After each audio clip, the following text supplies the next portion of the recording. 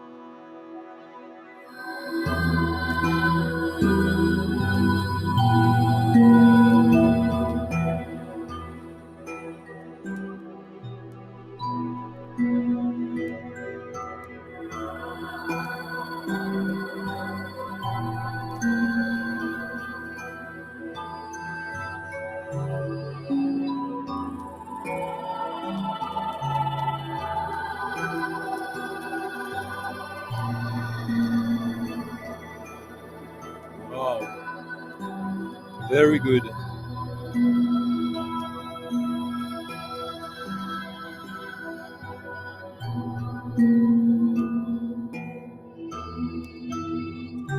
Bonsoir, everyone.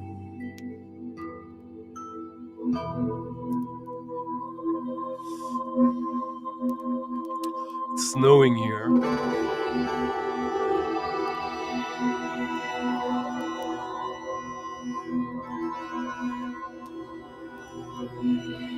Salut Romuald.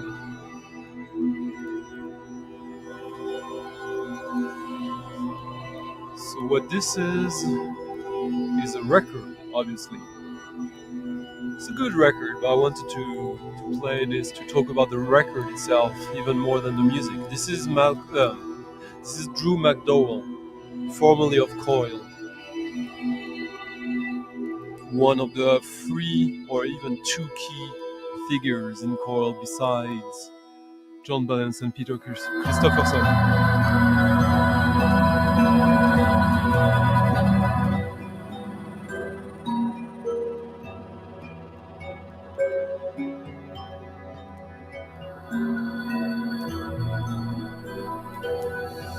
This was released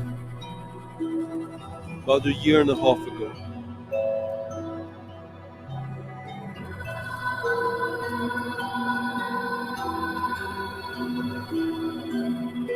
Marks of Existence.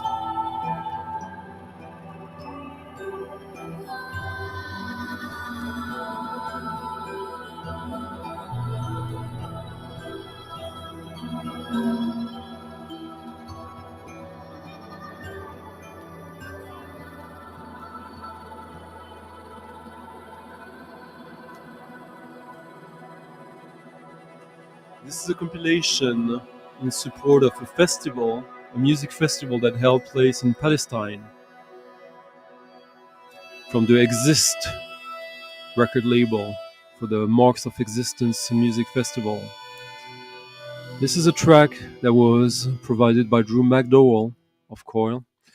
And what's interesting is that when I ordered this, and I got it, and it hadn't been entered in discogs yet.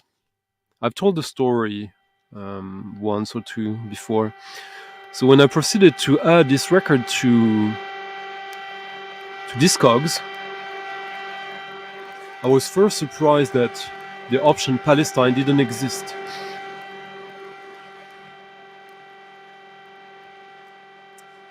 I investigated a little bit and learned that originally when Discogs started out, the founders of Discogs,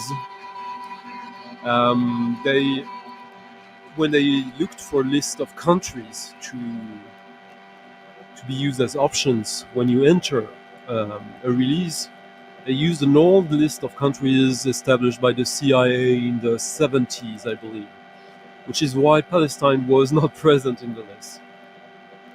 With after customer support, a user support request, we managed to add Palestine. Within a few just within hours, the entry was amended and voted entirely incorrect. Guess why? Because according to a lot of people, Palestine does not exist legally. Therefore, they had no right to call this release as a Palestinian one, despite this being a Palestinian record. This was amended into being a European release because the record was actually pressed in Europe. Guess what? I would say during the 70s, 80s, and 90s, a good half of all records that were our label as UK pressings were not pressed in the UK.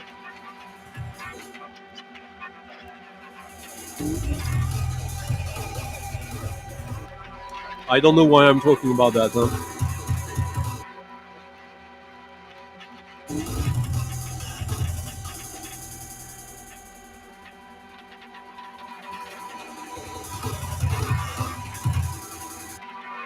Oh, hello, I know.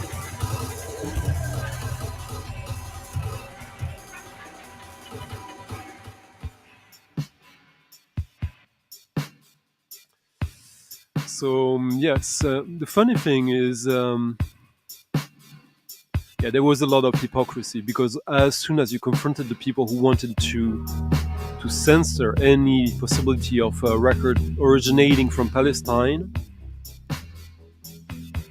like there was so many counter arguments and just pointing out the double standards. Like, okay, are we supposed to amend all these releases supposedly from Africa that were actually pressed and distributed for the European market?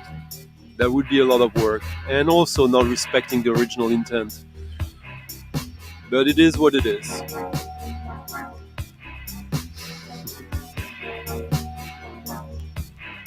Good evening, everyone. I hope everyone is good. I'm freezing here, but we'll have some warm music, some warm basses. Hello, Sean. And thank you, Thomas. Thomas, again, for supporting the channel with an early tip to your DJ at night. I forgot last week to thank the people who left a tip last week, so I just have to do it quickly. Like, thank you, Steve Davis. Thank you, Jim from Record Collector News, 808, Mercurian Man, Marius, Bat, Sound of Minder, D-Wallers, Daniel, Sean, Thomas. That was last week, guys. Thank you, guys. I don't think it's pettiness, Rufan, unfortunately. I think it is censorship. Not censorship of like a very sophisticated one, or unsophisticated, depending on how you look at things.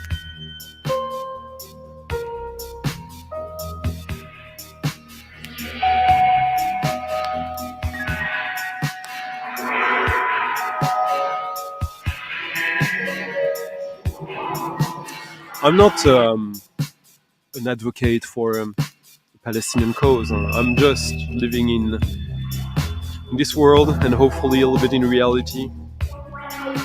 And I added to the description of the video earlier today link to a video from 2.5 years ago.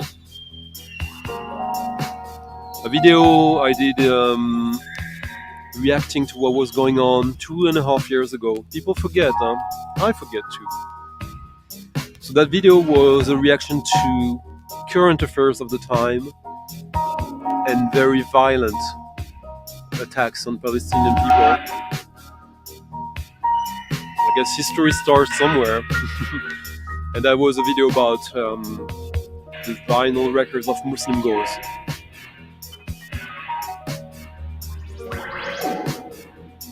I understand that, Rufan, but I think it's a little more sophisticated. Hey, Jim.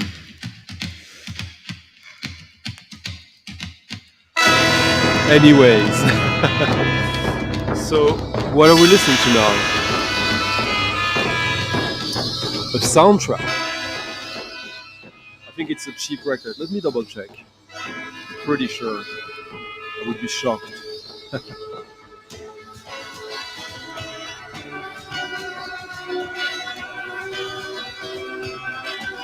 Play a couple of. So, oh, it's okay.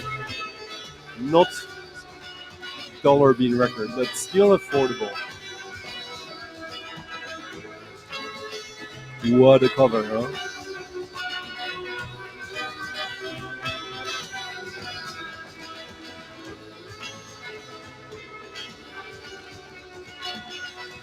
This is the. Always difficult to pronounce that name of the band. Matt Johnson, who's singing right now.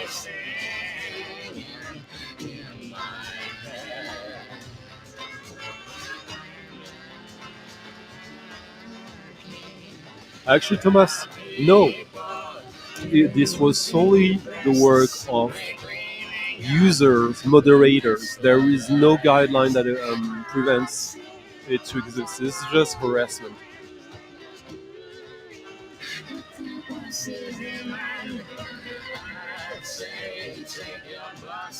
So this is the soundtrack to a movie that very few people have seen, I assume, called Decoder.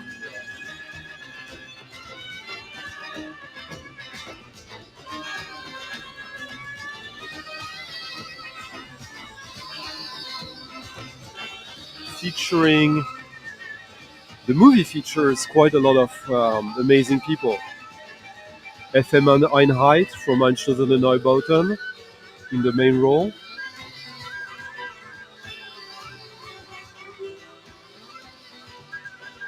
William Burroughs, Genesis Peorage, Christian F. And the music features Dave Ball from Soft Cell, Matt Johnson from DZ, and just a bunch of other people. FM Einheit from Einstürzende Neubauten, obviously. Hello, Ryan.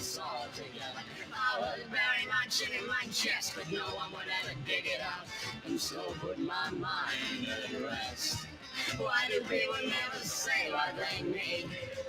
Why do people just repeat what they read? I think this was released in 1983, I'm not totally sure.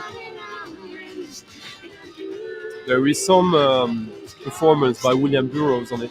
The first track I played is really, really cool. There's other versions of it on it.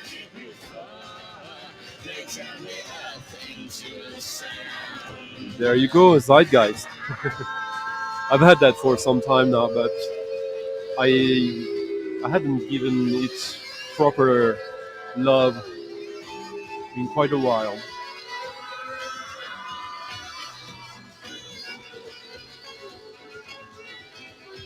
Let's get to the William Burroughs track quickly. Hello, Vinyl Piper. Hello, Nick. Hello, Bat. And thank you, Marcos, for leaving a tip already also in the coffee jar. Thank you, man.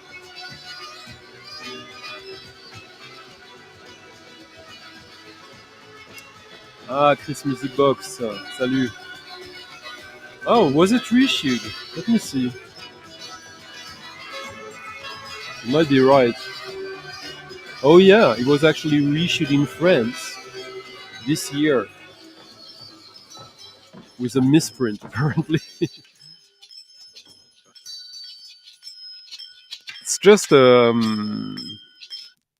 weird, cool soundtrack with cool tunes and cool sounds, cool music. The title track, I would definitely try to put it in the mix. Adder's fork and blind worm's sting, lizard's leg and holet's wing, for a charm of powerful trouble. Like a hell rose boil and bubble, liver of blaspheming Jew, gall of goat and slips of yew, silvered in the moon's eclipse, nose of Turk and Tartar's lips,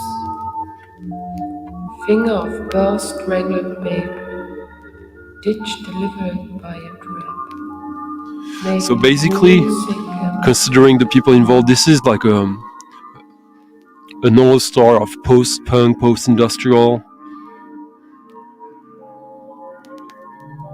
Just a wonderful little record. Falling. Photo falling. Breakthrough in Grey Room. He is gone away through invisible morning, leaving a million tape recordings of his Oh, these records, absolutely. Fading into the cold spring Good air, call on getting the cold, box. You get that extra colorless LP. question. I wish I had, because I have the originals. I don't have the. That seemed a little bit overboard. It's the Jasmine box, right, Bat? Like some of the absolute best jazz ever, in my opinion, and a super cool story.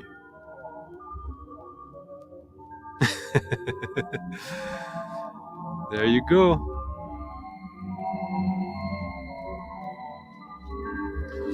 Young, So yeah, turn you on vegetable.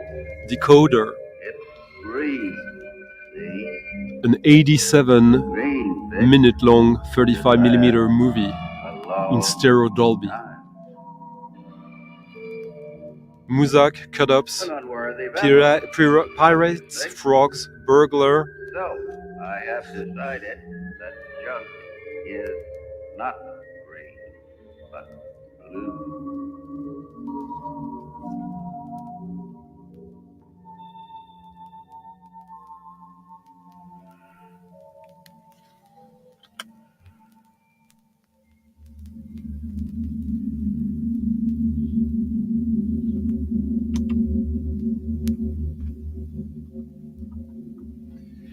Now a total blind buy that I'm actually playing for the very first time right now. So maybe this will be underwhelming. I don't think so. I did pre-order it a long time ago and I heard a 2-minute excerpt of it and thought like, yeah, this is going in the right direction, but who knows?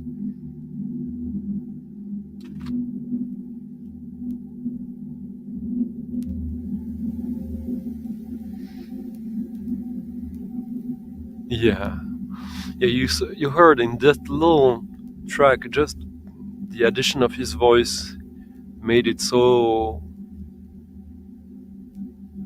timeless in a way. I remember in the 90s when the Disposable Heroes of Hypocrisy did that video with William Burroughs and used his voice as well. I mean, he was there. That was quite something. Yeah, a lot of us of my age, we discovered Burroughs in the 90s because he became this cult figure even before the movie, the David Cronenberg movie. But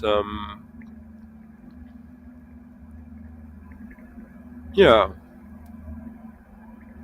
very interesting figure. That I was talking the other day about a French writer, the name escapes me, that kind of was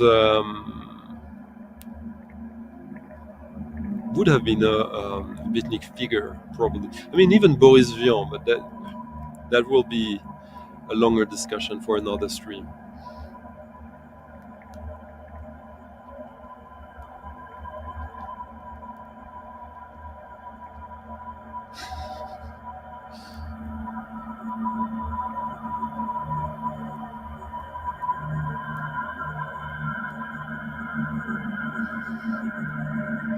Yeah. I mean, I don't know if anyone would call them legends apart from us. I mean, the disposable heroes of hypocrisy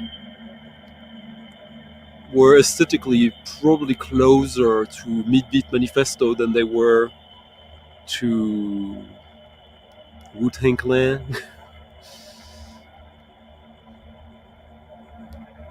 Oh yeah.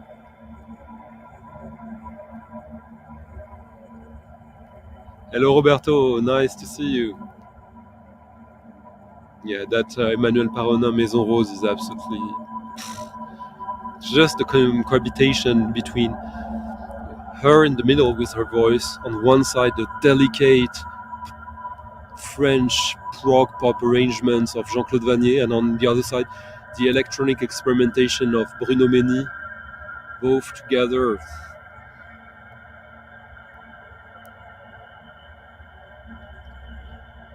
So when I say blind buy, it's not totally true. I know the artist, I just didn't listen to the whole album beforehand.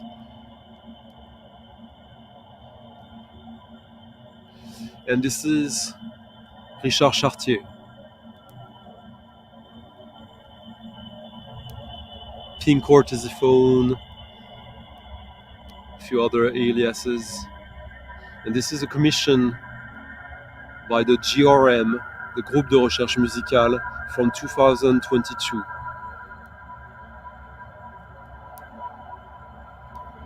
I believe the very first portrait.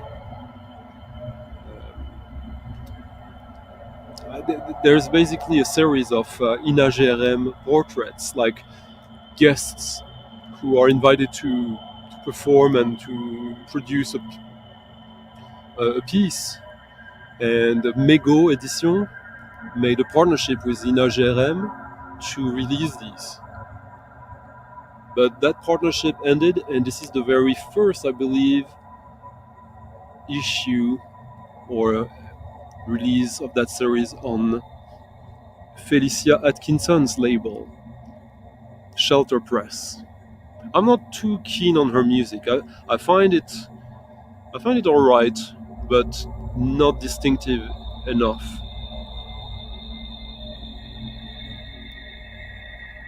Richard Chartier, great sound guy. He does absolutely stunning mastering for other artists, and his music, this is probably some of the most abysmal, like stark musique concrète. You could say this is ambient or drone, but it's not. This is something else. It could pass for ambient or drone, but the spirit behind it, and actually if you go deep in the sound, this is proper electronic music, probably closer to post-industrial. Yeah. Well, good on you, and and I think it was still affordable last I checked it. Hello, Breakfast of Loyola.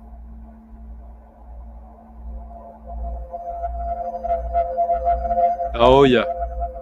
Yeah, absolutely. I have that. Hello, Black Paint.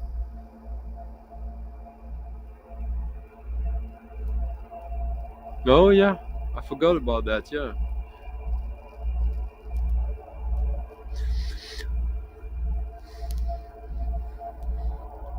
Well, Sound of the Abyss, I would say, huh? Oh yeah, I have that, and I have the remixes of that, John. Interesting record. Yeah, it is. Pink Courtesy Telephone, or Phone, Pink Courtesy Phone, I think it's called, which is Richard Chartier. Same kind of music, but probably with more like melodic cues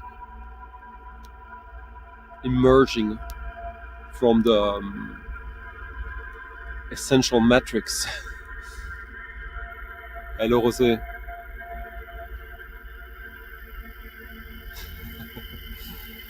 Hello, Rich.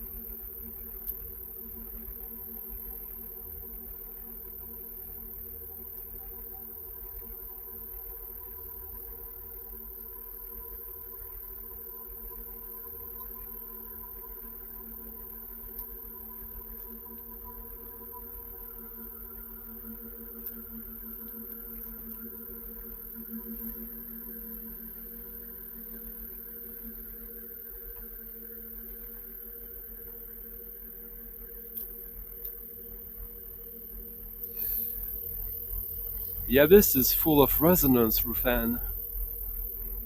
As if you entered the abyss and it's silent, you will automatically create sound. And the sound reverberates, travels, and finds walls.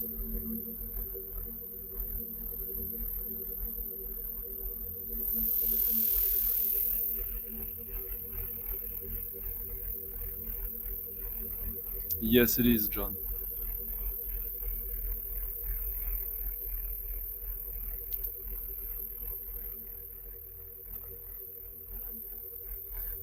You could say that as well, depending on your mood.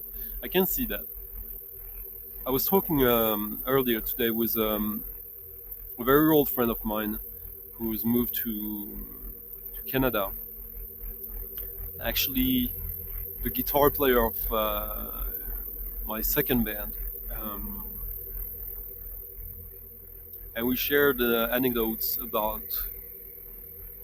the passing of our fathers. He's passed away like 10 years ago, so. And but he was ready. His dad was sick with cancer, and he knew what was going on. He was all right, and my friend went to visit him in the hospital, and was there when he heard the actual sound of death, the final gasp, which he told me was absolutely unbearable. I guess it's all completely influenced by the proximity you have with the person who's passing, obviously, but still. He told me there was an actual sound that no one could ignore in the room.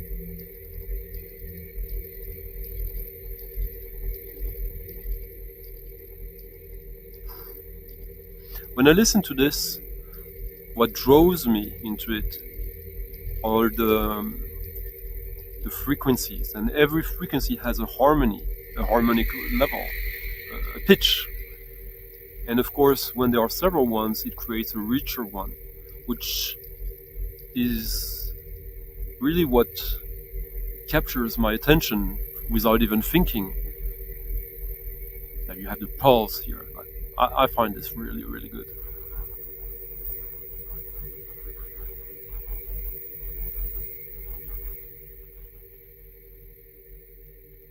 That was a bit of a morbid anecdote, wasn't it? I guess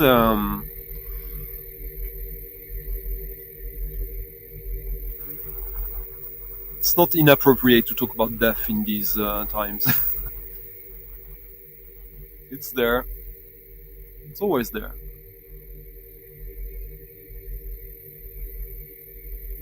Could music be a reminder of how unavoidable ultimate passing? A track has a beginning and an end, always, unless it's a smart-ass installation by Brian Eno or someone like that. Yeah, don't worry. Yeah, this is yeah.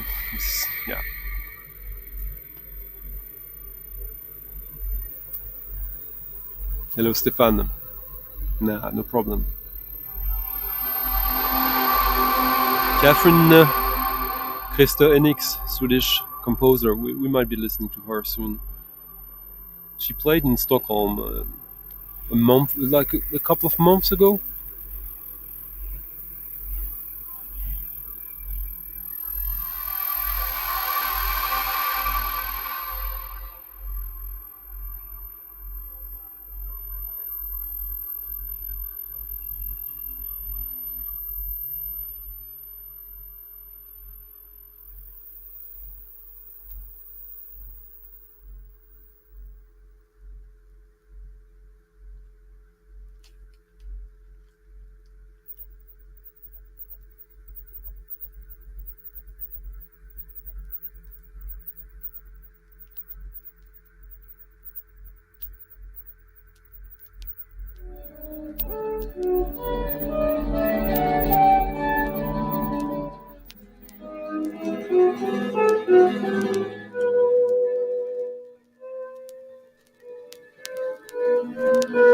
So that album, Richard Chartier, we would have heard probably like 2/3 of it.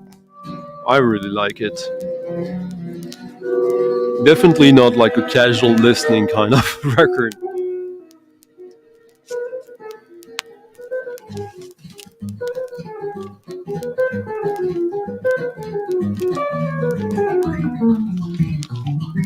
Not bad. If you discover some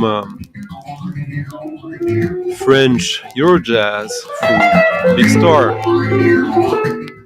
let's keep it a little bit in that direction.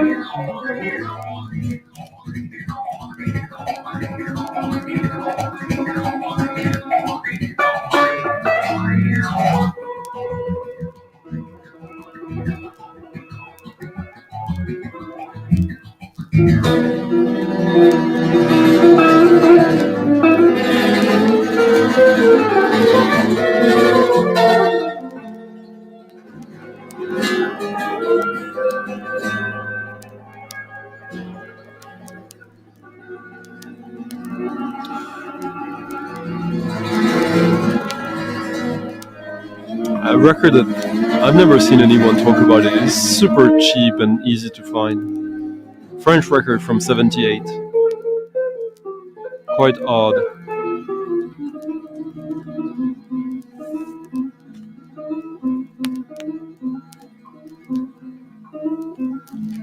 Rich, thank you, man, for leaving a tip already in the coffee jar.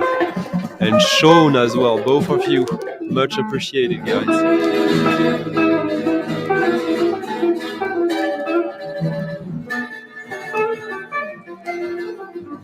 This is a very strange lineup. This is a gig, a concert in Paris.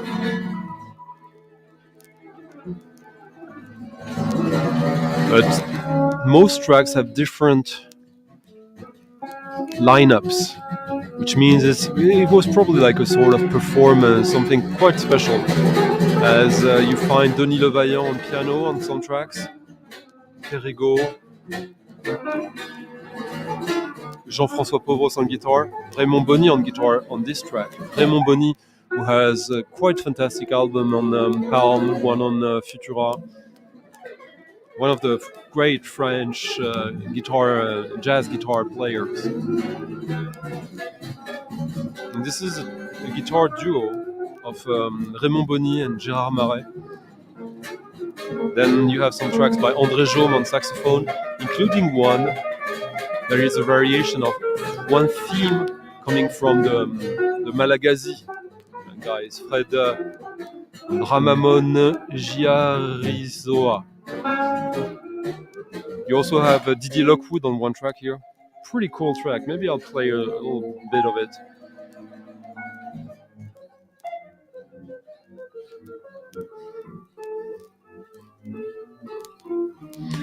This is one of these records that I don't even remember when I bought it, probably around 20 years ago. Just one of these records you can find in France, not easily, but you can stumble upon it easily, as why would anyone care? This is on Freebird, which is a quite good French late 70s jazz label.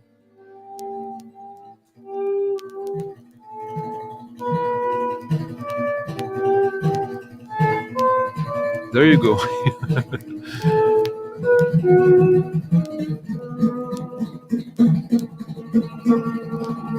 A double guitar jazz track. That's unusual.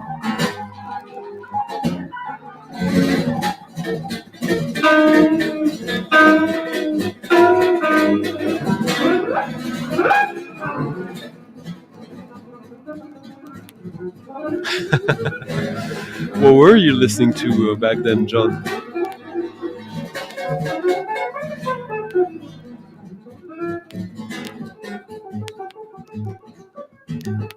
Yeah, Raymond Bonny, who plays the guitar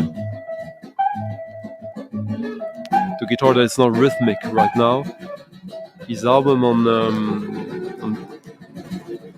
Futura, I think, Futura Palm, has such an amazing cover art, and the music is pretty good. This was, by the way, recorded by Daniel Deshays, who did this very cool and epic guitar record. Well, not just a guitar, on Chandar disc that I think Fred, Big Star here, talked about it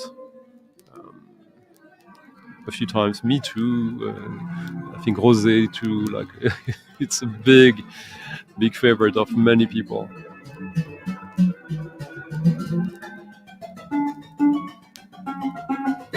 Yeah. Mark Isham, David Sylvian, Robert Fripp. Gato.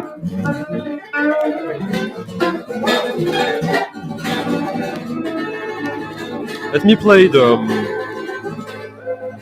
Fred Ramamon Giarizoa variation by André Jaume.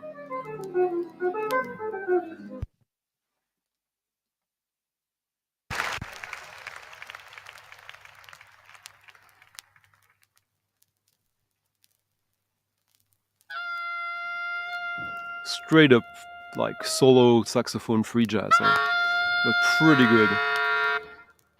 I can imagine this is a bit too stripped down for a lot of people. I was thinking about that earlier today. Oh, there's a Charlie Parker composition right before that one. I don't know when it starts to become natural and there's no reluctance or reservation for such a listening session. Hello, Angela. Nice to see you. Yeah, it's a bit cold, but I pre-warmed the studio.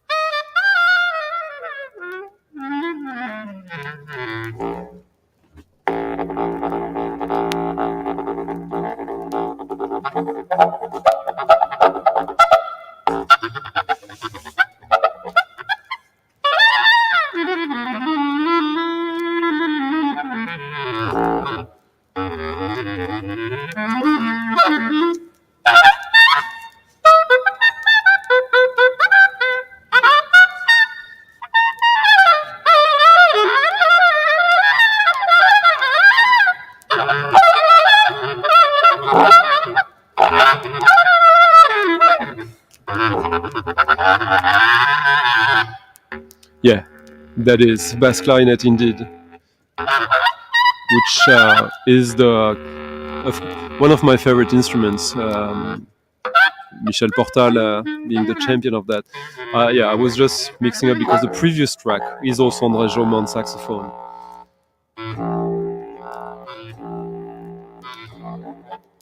Thank you for reminding us of that. Yeah. Oh yeah.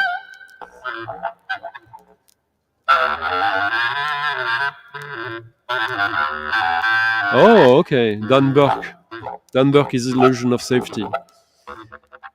A music project that is quite difficult to define if it's industrial, noise, musique concrète, electronics, drone. Jim O'Rourke was part of Illusion of Safety. That was actually the first band he was a member of. I've saw them live twice around 95, 96. It was alright. Yeah, he tends to play small venues. Okora, hein? Maybe Jesper. Maybe.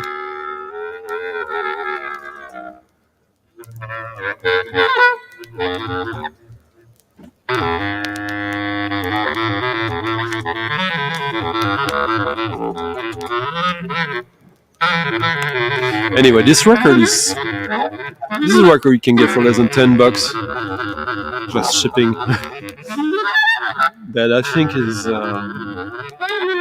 one of these, these venues where you can go on one corner, another one, and you'll get something different.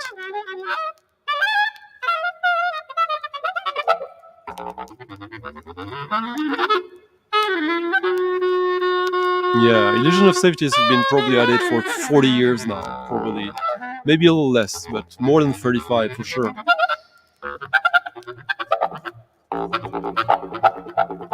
And I would say I'm not totally sold on the records. Seeing it live was very satisfying. But I think other similar projects, I would say that Illusion of Safety is not too far away from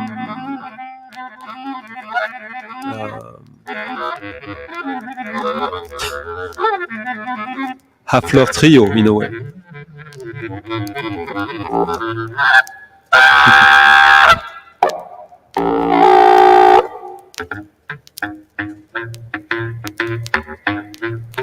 Now you get a little bit of a Michel Portal groove.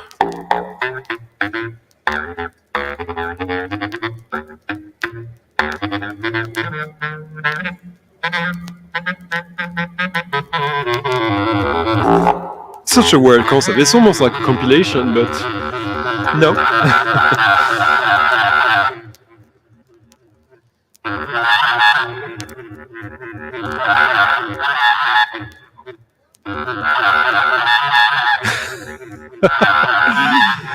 Roberto Mbappé, thank you, man, for supporting the channel, for leaving a tip in the coffee jar in the description of the video. The first link. Thank you, man.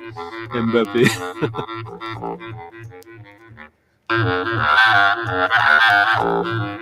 Next is a record I haven't listened to in a while. I was doing a deep dive in the discography of a German industrial dub band from the 90s called Seelwolf. I really, really enjoy their CDs. Unfortunately, they only have one record on vinyl, and it's the first one, which is not the best. But I've read interviews of them and just went into a deep dive rabbit hole of information and checked out all projects they had been part of. And surprisingly, one of the two main musicians of the band was a drummer in the band I'm gonna play next.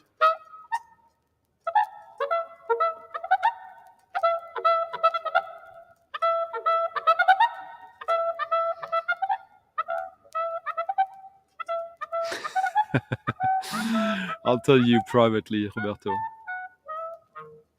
Yeah, maybe, yeah. Seelwolf, yeah.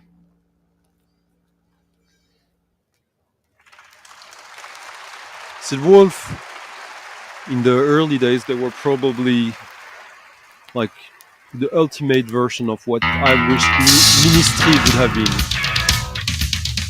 Seelwolf were kind of like right in between Ministry and Einstürze der Neubauten.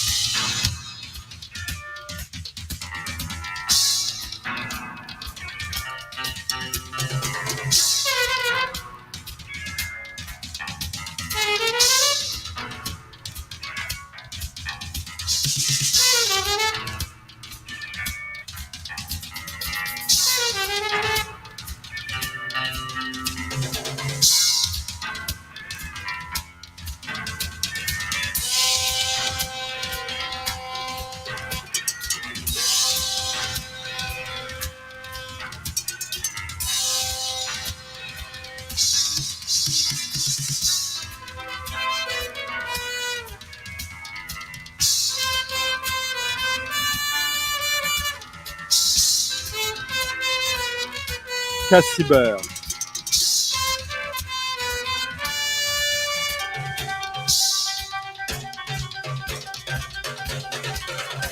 Featuring Chris Cutler, obviously, and Heiner Goebbels. I came from the country. They were killing my family. I came to the city. John Peel. I had to eat. Arriba! Arriba! Arriba! Arriba!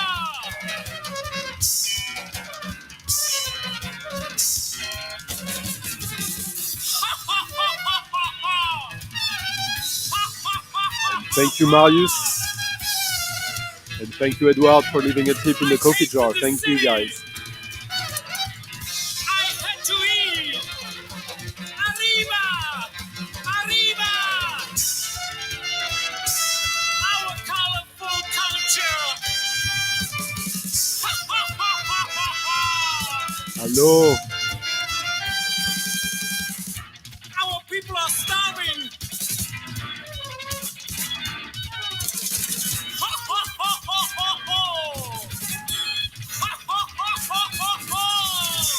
Arriba! Arriba! Arriba!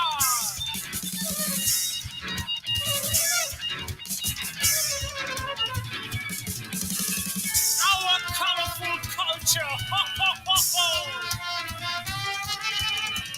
Our people are starving.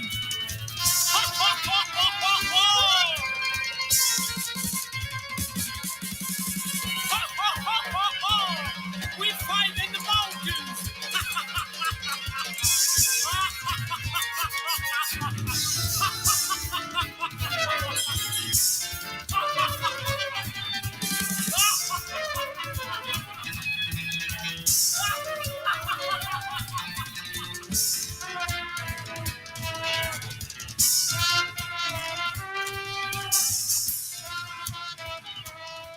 So there was Peter Prochier, who on the drums on that track, who went on to do Silwolf, amongst other things, but mostly. And they appear to still be active, or they did 2 new albums in 2016 and 17 with some kind of ritual, industrial band, psychedelic. They were quite good, but not as unique as the early 90s CDs.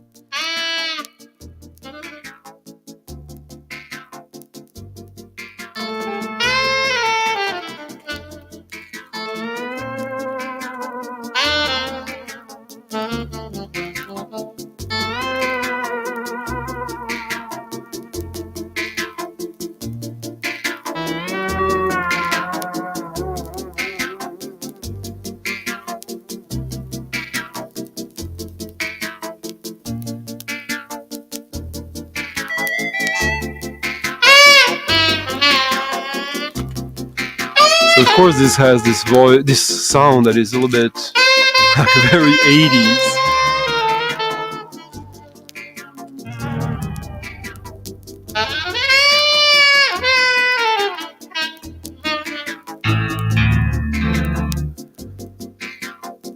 I've been quite on a kick of like 80s sound of late, like this MIDI sound, sometimes real instruments playing in a way that almost sounds MIDI, which used to be universally panned, disgusting, and to a large degree it still is.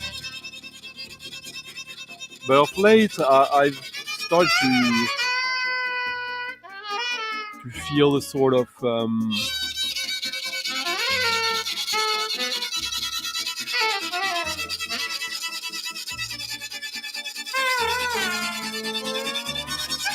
romantic affection for it in a way. Oh, oh yes.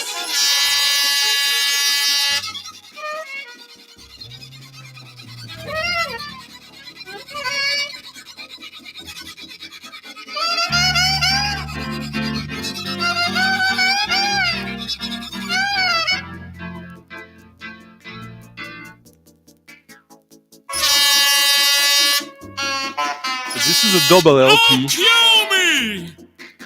So practitioner of souls, I'm so infirm and feeble. One can tell on my bones. Obviously, Chris Cutler and So Heiner Goebbels grievously are huge has names in my discomfort, rock in opposition. my anguish and suffering But not only. consumed me. Is this jazz? Is this rock? Is this... My What is face this? is puffed out from Who tears. cares? Like torrents run down from my cheeks. My soul is vexed with fear and terror. Oh Lord!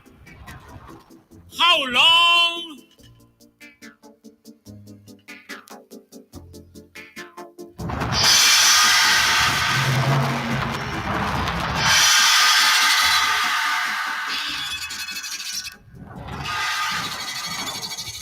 Hello 808.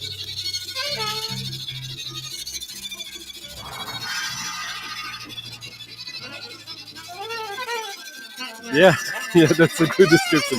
A lot of rock in opposition can feel like that, to be honest. And sometimes it's a little bit too much. But at doses, yes. Peter Blekvad, who did a lot of records, I think, with Heiner Goebbels. Oh, kill me! I guess it's charming as well. I'm so infirm and feeble. Maybe One can tell on my bones. maybe in a manic way. So grievously has my discomfort, my anguish and suffering consumed me. My face is puffed out from tears, which like torrents run down from my cheeks. My soul is vexed with fear and terror. Oh Lord! Yeah, it should not work in a way, and yet it does. How long? Oh Lord! It's like the carnival version of Rova Saxophone Quartet in a way. How long? There's something sweet about it, a little bit like the... Are you there, Alex? There's a record I sent Alex that has this kind of sweetness from the same area. From Lol Coxhill.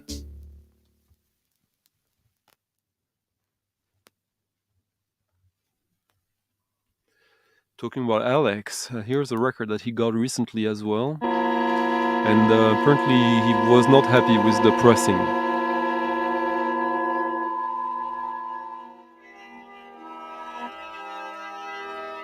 I must say, I'm a bit surprised since, to me, this is pretty good. He said it was quite noisy. Maybe he got a lot of static in the plane that he didn't get rid of.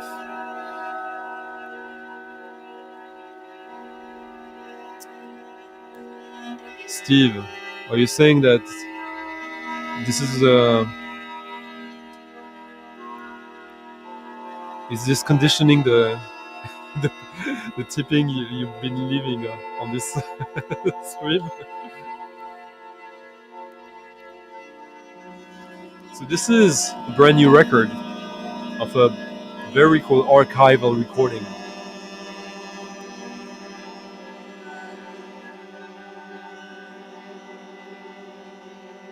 Here was another insert that came with the Cassiber album.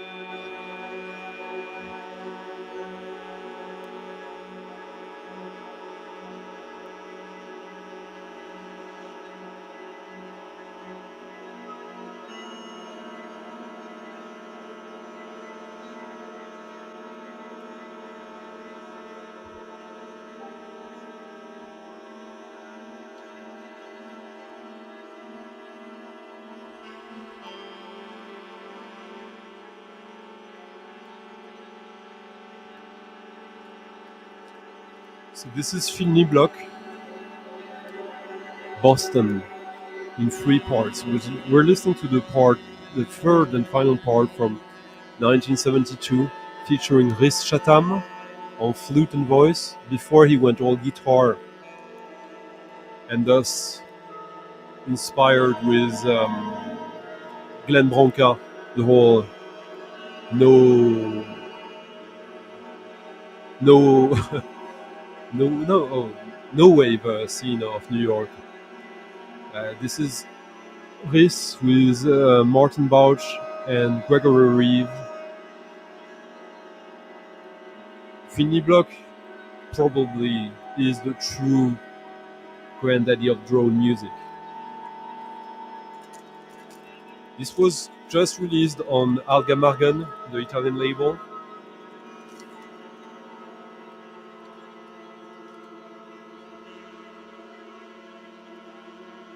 Here is Phil, who's still amongst us, even if he's quite old now. Hello Nadine.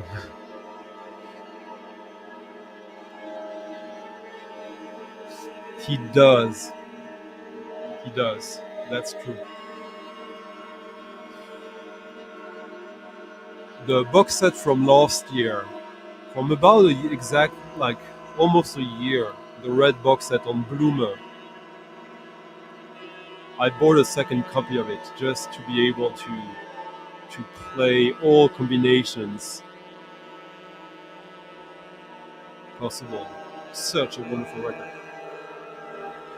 This is good. This is more like an archival one. There's one track of this which is Phil on the guitar, which is quite, as you would expect, quite minimal.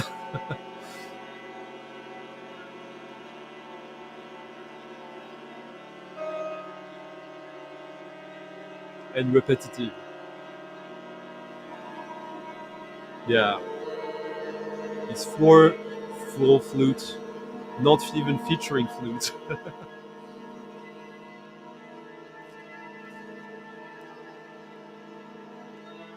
So Phil Niblock, for those who don't know, was a very regular of the loft scene in New York in the early 60s. Actually, he played a lot in Yoko Ono's studio loft.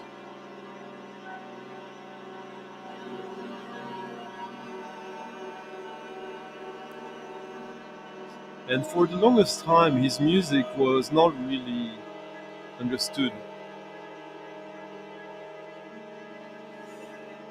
He started out in the late 50s and only had his very first commercial releases in the early 80s.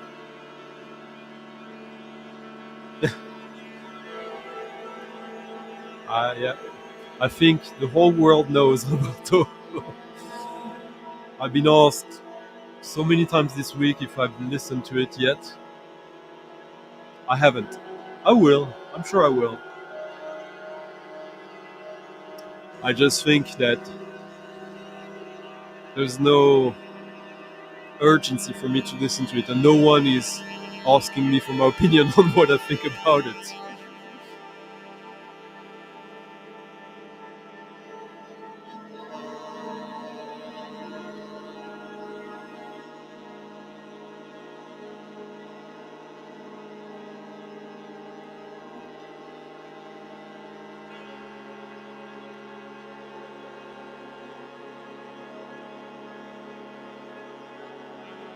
All right.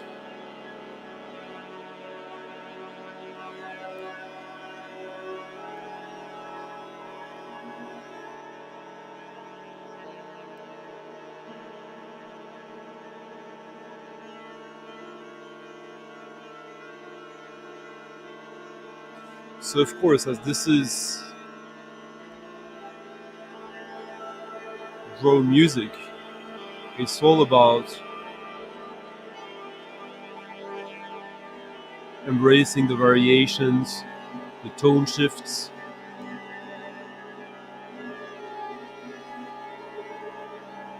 maybe even identifying the the sound sources, as you have voice, flute, saxophone, as part of the goal of that music is to make all these frequencies mesh together in an indistinguishable fashion.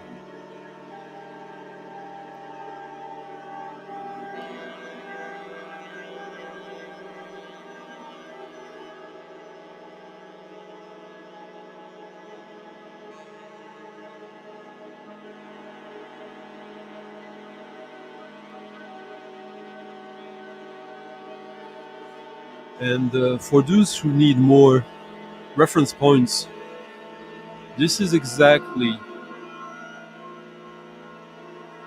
the fertile ground that put the seed in Philip Glass music. Philip Glass music is 100% product of that scene and exposure to these musicians and experimentalists. I did a video about him a year and a half ago, I think. A video, I think. Maybe a stream, I don't remember, but where I went through most of his records, at least from the early days. I don't have all his records. I don't have Konayak Taxi, yeah, and most of his recent stuff, not for me, but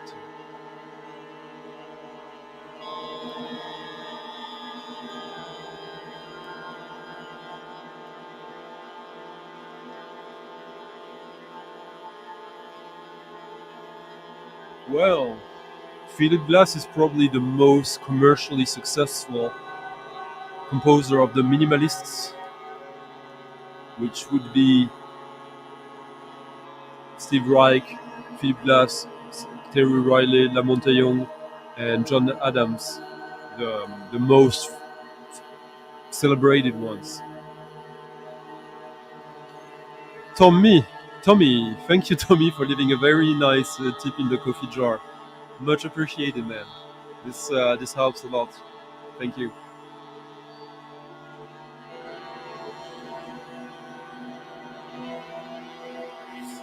In this particular piece, there's an underlying global harmony that is obviously quite dissonant in an interesting way, since all these musicians were totally fascinated and interested in microtonality, which is the root of Indian classical music and ragas.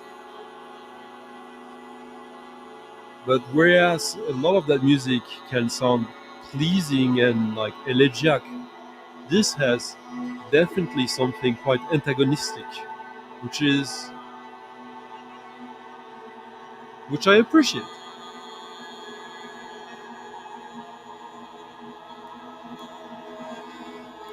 Exactly, Marcos. Exactly. And you're correct in pointing out the energy behind it. Hello, Michael. Yeah, yeah, Nadine. Oh, Ed, now you're talking to me. One of my absolute favorite instruments, thanks to Organum.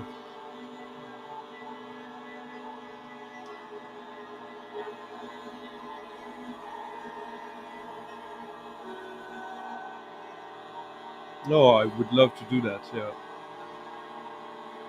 I've been to some as a consumer of very fine Japanese whiskey.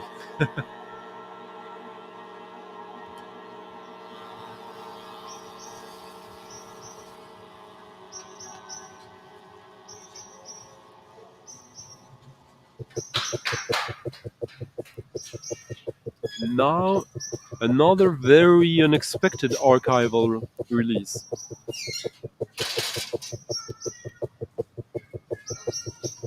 from a band, as yes, this is a band that was very important in my formative years. Probably one of the absolute first electronic music bands I purchased as a teen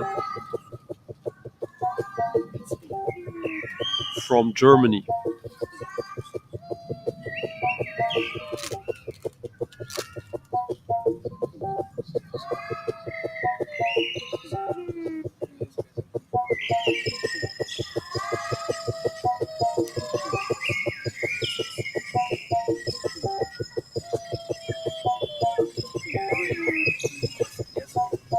That was a really nice jacket on that film Niblock. Very heavy, very nice printing.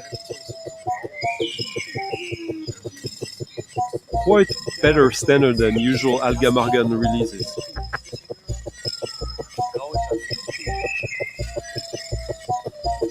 So Nadine, we're talking about 93, 94.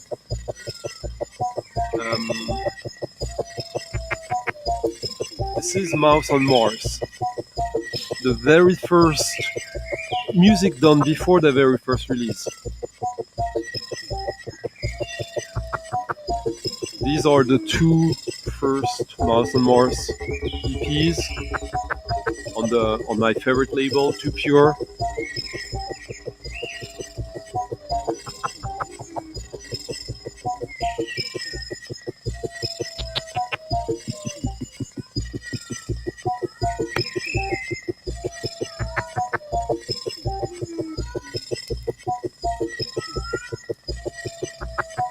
Their first album, Volvaland.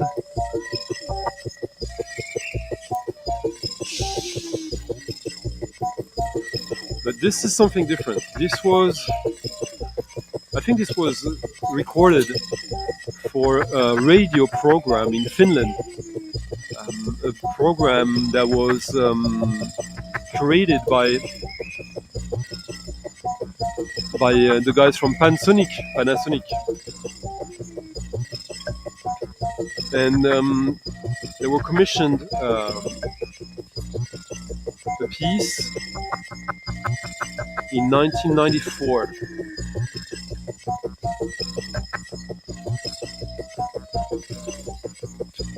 And it had been broadcasted once on the radio, and that's it. Earlier this year, I saw Jan Sandberner live here in Stockholm, playing with Mats Gustafsson for the release party of the Bengt Frippe Nordström box set, which was quite surprising but quite nice. In the late 90s, early 2000s, Mouse on Mars became quite successful, signed on Thrill Jockey in the US, added a drummer, and did a lot of very successful shows. So you got the sequence pulse bass sound. But compared to what they were doing back then, I'll play the very first Mouse on Mars. Why not? It's a bit cheesy now maybe, but I still like it.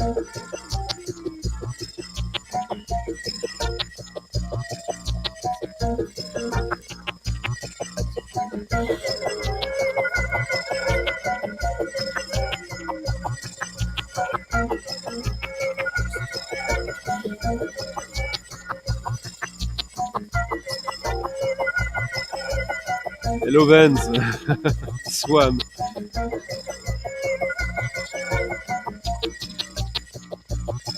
Honestly, Steve, I don't remember. It was something like they had hundreds of them. Yeah, I really like them too. Like,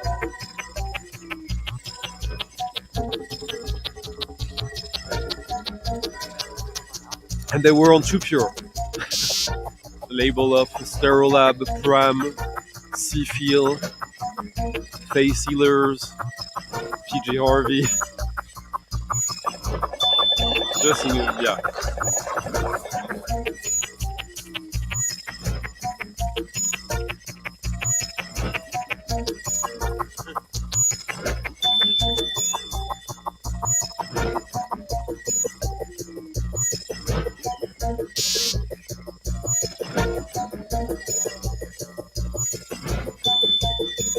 And so this was just released, first time.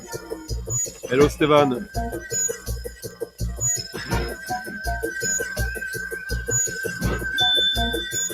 Oh, nice, 808. Oliver Hiller, very important guy for the Mute label.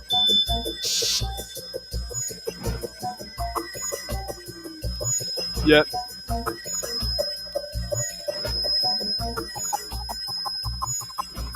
I don't know if there's any Palais Schaumburg fans here. Like, obviously, all the people in that band went on to do some of the most creative music in the late 80s, 90s, and beyond.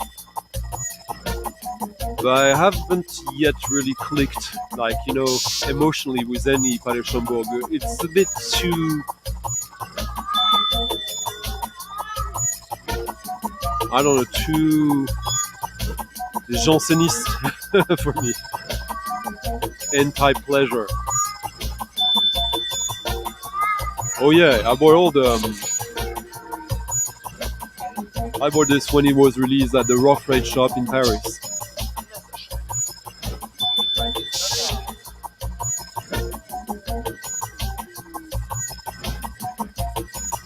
You're welcome. Yeah.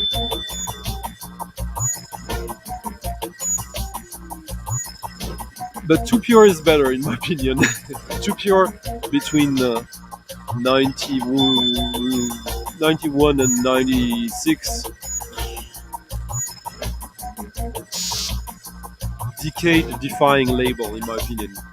Leica, Moonshake. And even some silly pop like the Voodoo Queens. Maybe I'll play the Voodoo Queens, huh?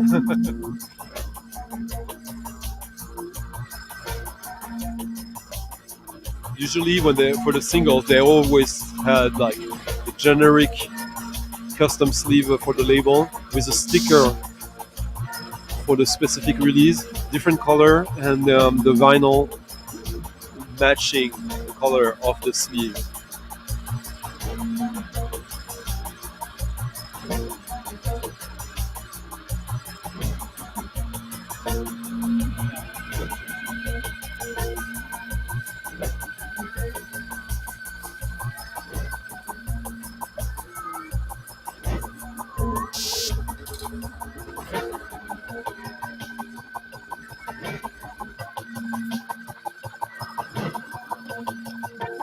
So a lot of the modern Mouse on Mars music has been interesting, but not always essential to me. They started this label called A-Music, and there was a huge connection between Mouse on Mars and Oval, who were also signed on Trill Jockey in the US.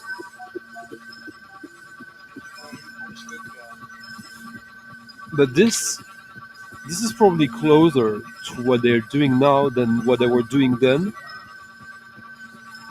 And yeah, when I heard it, I was really instantly taken by, yeah, this is good Mouse on Mars. I want this.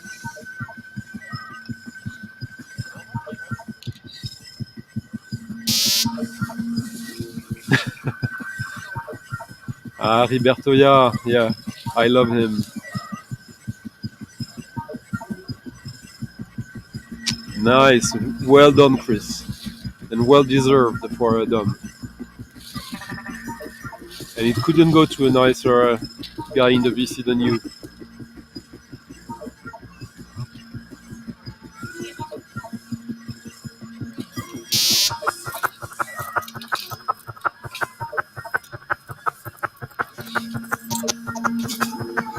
So let's listen to some Mouse on Mars, some official Mouse on Mars released on record from back then.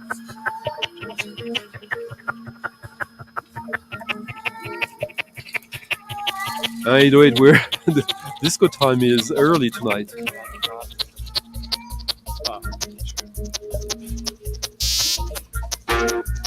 Wow, this is really good. You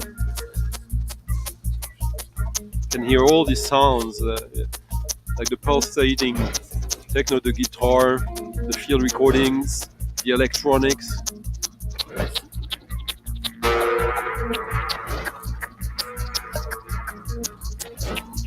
now it gets really stomping.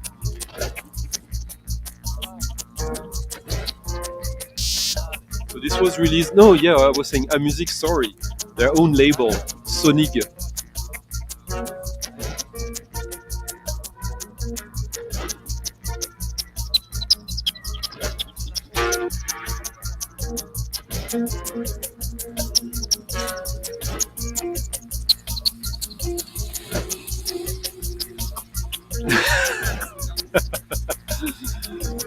Ah well. I saw I saw Vinyl Piper's some of Vinyl Piper's purchase. I saw some of Dave's the Vinyl Ambassadors purchases.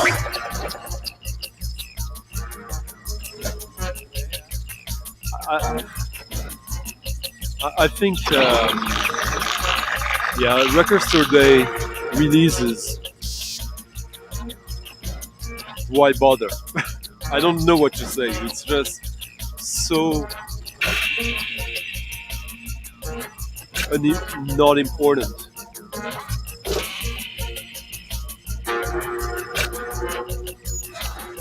Yeah, Marius, we need to help you have an even clearer path into electronic dance music. Because you try and you have good instincts, but sometimes, but at least you try and you take risks and chances.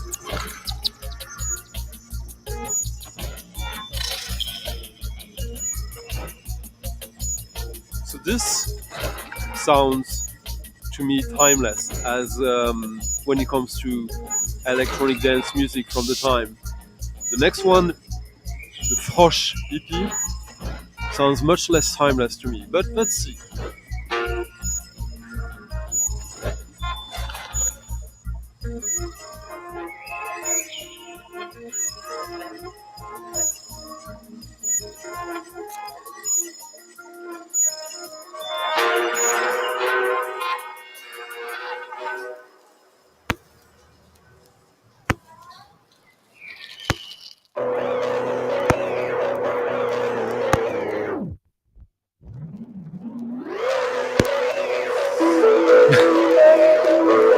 So you're gonna get some heavy underworld Aphex Twin vibes in this, I think. Oh, I love this. I still love it. This is a bit naive, but this is... And just the right amount of trance, which is barely any, but some.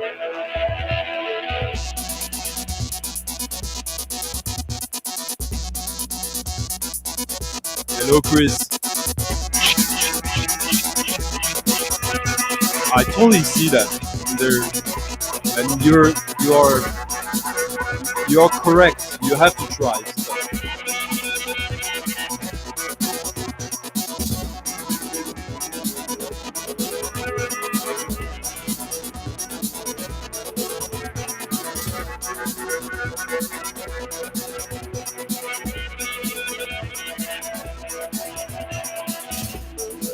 Yes, absolutely. It was their very first record.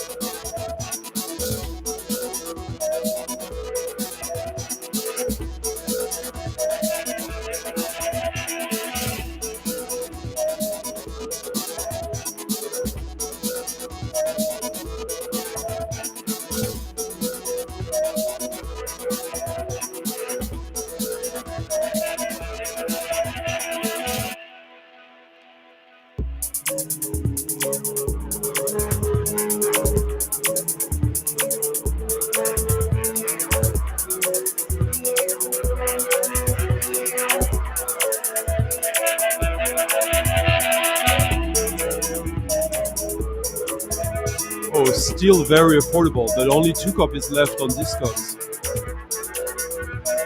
Oh, okay, only one in good shape.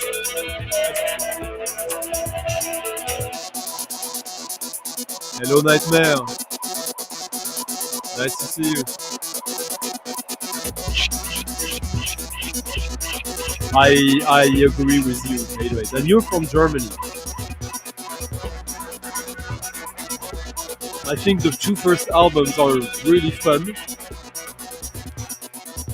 and when they became a bit post-rock, they lost me. Hello Daniel, nice to see you. Hope you like this one.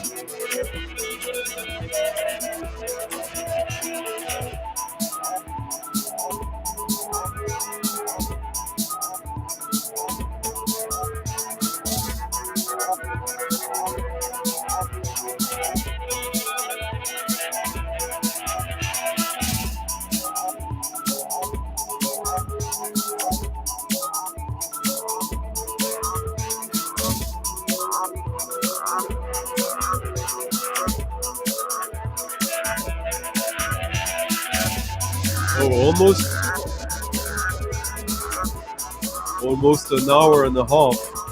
So maybe I should do the usual transactional. If you like this stream tonight, please consider leaving a thumbs up. Apparently it helps. And if you're watching this, whenever you're watching this after the fact, you can always leave a comment. It's always appreciated and keeps the conversation going. And if you really like the stream, you can always do as a lot of our friends tonight, leave a little tip to your DJ through the link in the description, the first one, the Ko-fi link. Thank you.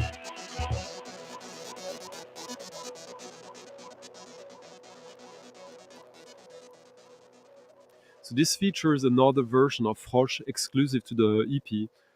That track is on the first album as well, that I showed earlier. Vulvaland, that came in 2 editions. The limited one, this one, which features a bonus 12-inch. And here you get already the dub that was going to be a huge, interesting and unusual feature in Mouse and Mars in the music of the time. Probably The Orb were probably the band that did that the most.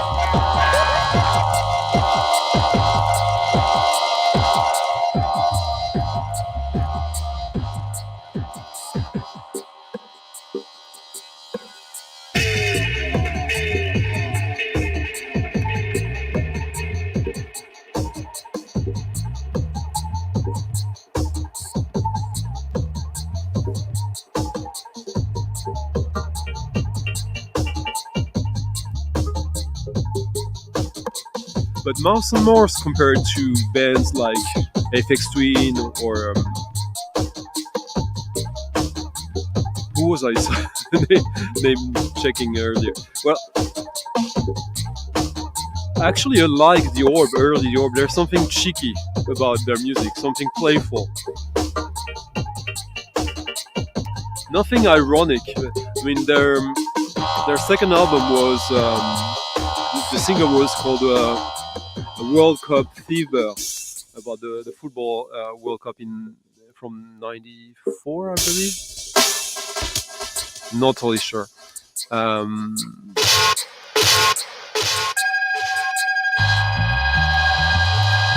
is good. Oh, Saturday Night World Cup Fever. That was the name of the track. Yeah.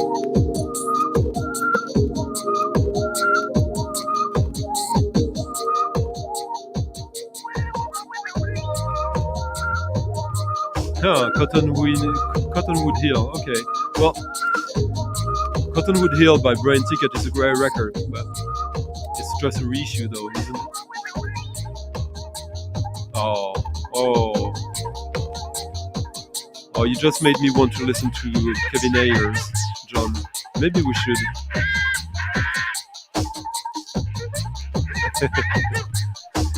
Hello, Record Hound. Nice to see you.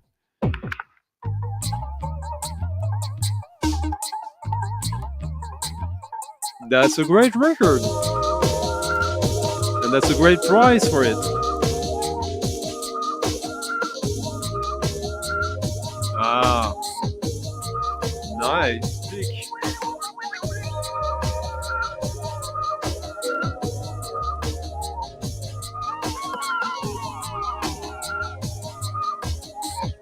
So how do you guys like this?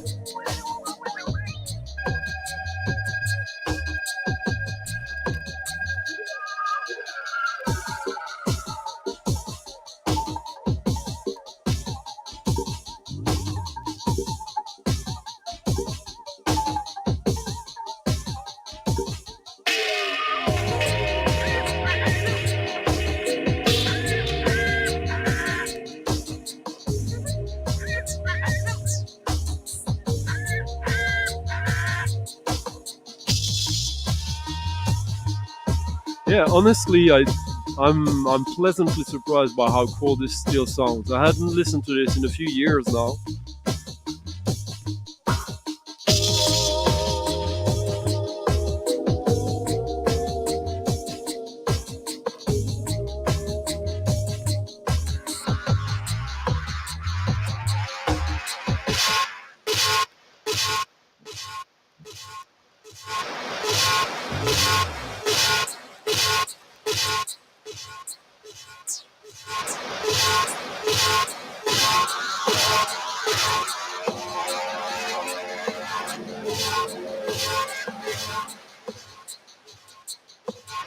So there is only one copy left of this EP on discogs at a good price,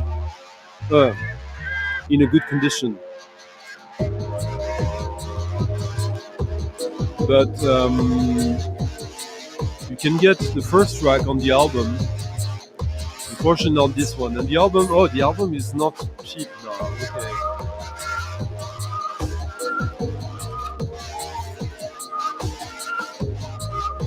Yeah, very, very dubby. There you go. Record cleaning workshop for you tonight, Record Hound.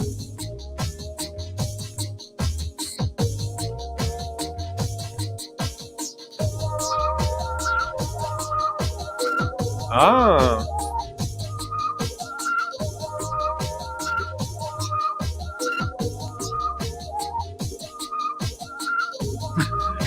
You bailed on the very beginning then, because this was their very first record.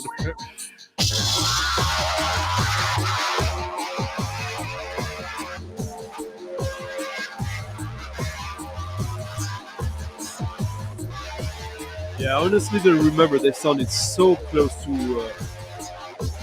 the org.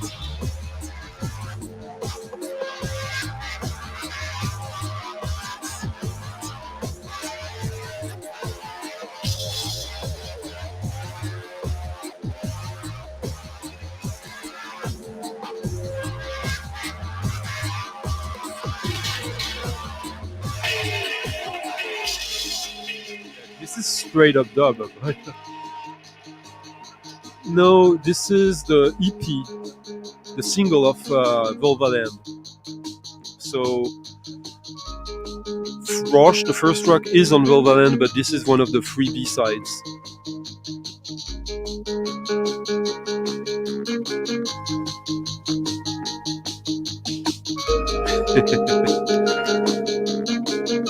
Well, I hope he's appreciated then.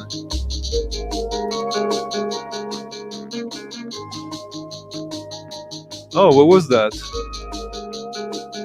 Huh. Ah, the new power generation. Oh, yeah. I saw that one, yeah.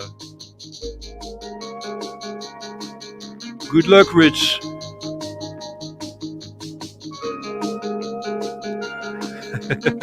If you see something from me, give me a shout. Like, I'll send you a list.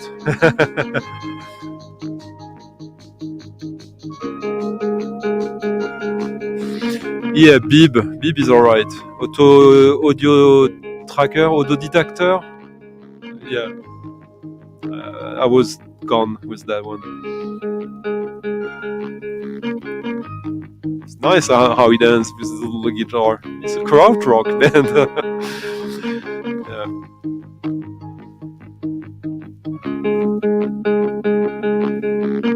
Yeah, and there's a krautrock connection with the org with Thomas Feldman from Palais Chambord that we were talking about earlier, obviously.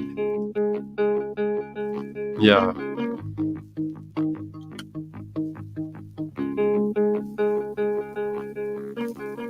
And now, not a guilty pleasure.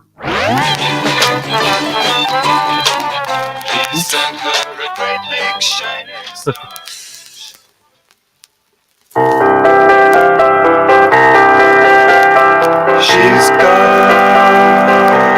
a feeling for the spring. I've got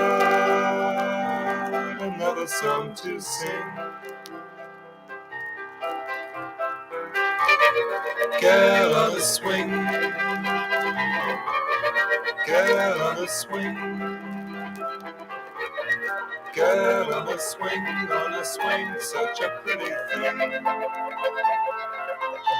She's not a victim of despair. She's just a feeling in the air. Get on a swing. Get on a swing. Listen to the details. Get on a swing, such a pretty thing. The upcoming voice in the background. Like there will be like a speed up voice sounding musique concrète electronic, which bridges this with Aphex Twin. Get on a swing. Get on a swing, such a pretty thing. She swings silently. This is the original UK first pressing, as there for the longest time there was only that. I think. Maybe I'm wrong. Get on a swing. Get on a swing. Absolutely fantastic. Get on a swing, such a pretty thing.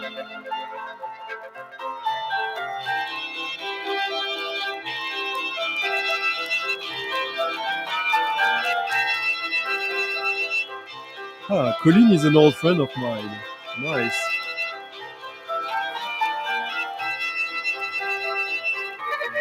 Get on a swing. Get on a swing. Get on a swing, such a pretty thing.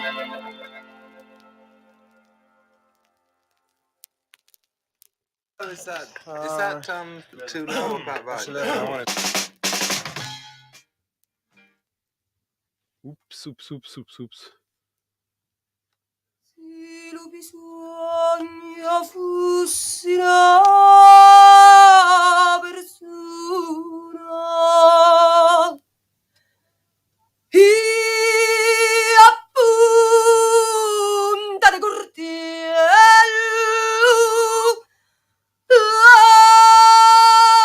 ammazzare.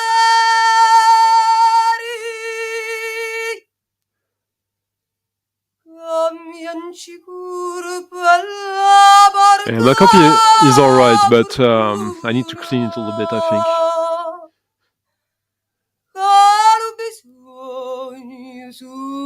Yeah, that was great. Well done, Sean.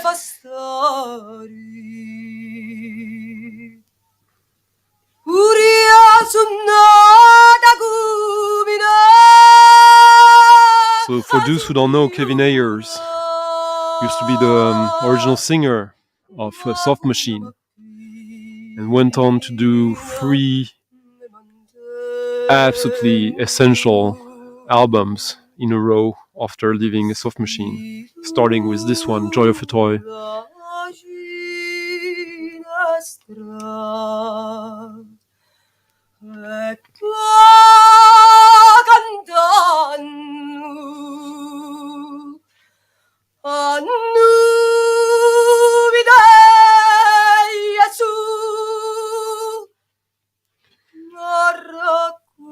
Now a strange archival release, since this is a library soundtrack, but it was not released back then. Which is like, why not? Egisto Macchi, Sud e Magia.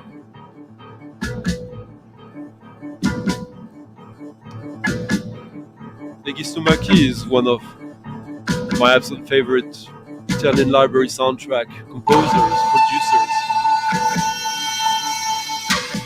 This was recorded in October 1977 and remained unreleased until like 2 or 3 years ago.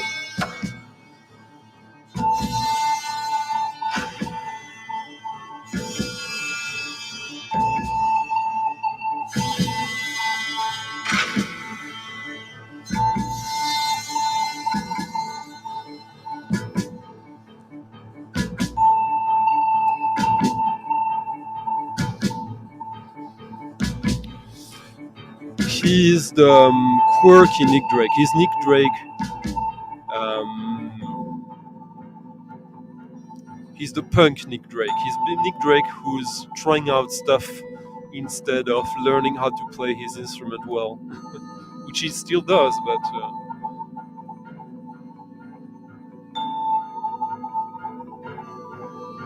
yeah, I'm quite curious about that release to hear it in its entirety.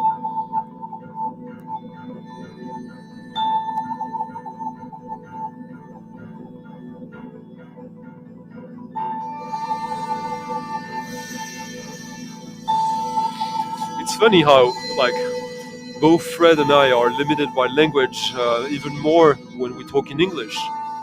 It's funny to say that it was a scene, because of course Fred is correct and I see what he's saying, but was it really a scene? It's not like the the London, the Bristol trip hop scene or the rugby shoegaze scene, but I guess we use words, and library soundtrack is such a still esoteric field for us record collectors or music lovers, since this music was never released, never commercially released. Now this is I know, Fred. It's just like wax poeting. But there's quite a lot of archival Egisto Macchi releases, and quite a few of them are interesting, but I get tired of them. Like, I find, like, sometimes it's library music, so it can be a one-trick pony. This one, I resisted it for a while, and I remember Dom showing it, and a dear friend of mine who's sometimes in the stream here, Julia, who had it, and I thought, like, I need to give this one a better chance, and it's actually stunning from start to end. You can still find it for super cheap.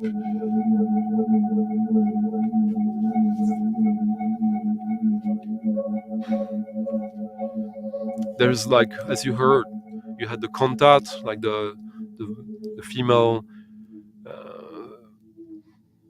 vocalist solo, and that kind of like beautiful pastoral funky tune. Now you get this eerie drony thing.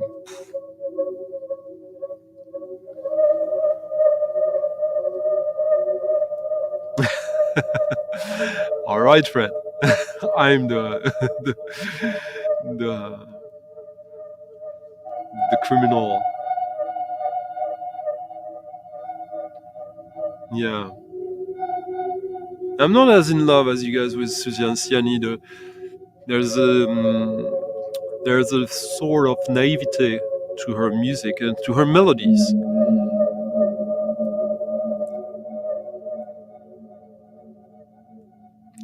A lot of it lacks tension to me.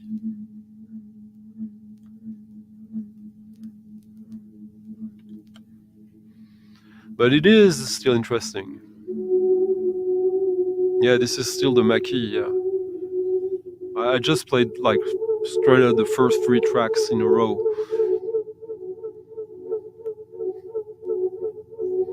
I don't know, they probably did 300 copies of this. There's no way this will stay a forgotten cheap record.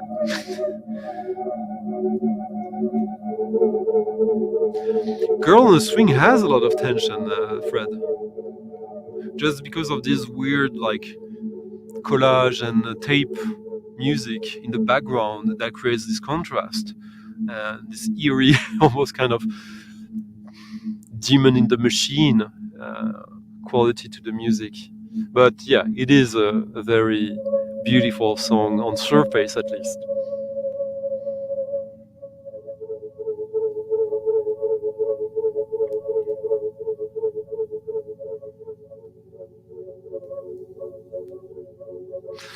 not that it's out there or not, Stefan. It's I don't care if it's out there, to be honest. If it is, it is. And it's just like about the music and how it triggers you, how it inspires you. I guess that for me, yeah, like I've talked over and over about it ad nauseam. But music without tension, for me, is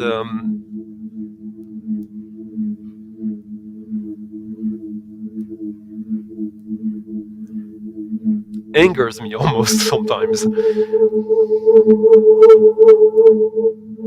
No, Fred. Like, listen back to that song, "A Girl on the Swing." The weird tape part in it.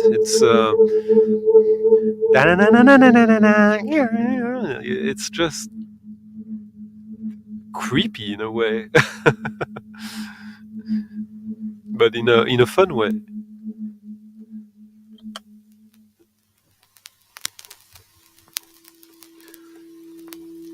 And to give a sort of counter to Suzanne Ciani, I'd guess, another female composer who you could argue worked in parallel, but offered something quite different, which is someone we alluded to earlier in the stream, which is Catherine Christer-Henix.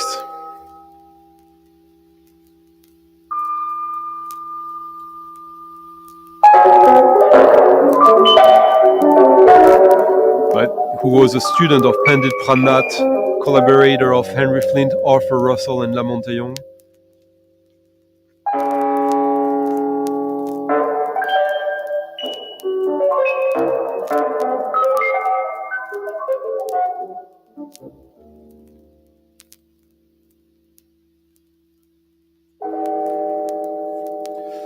Four tracks, three very different ones.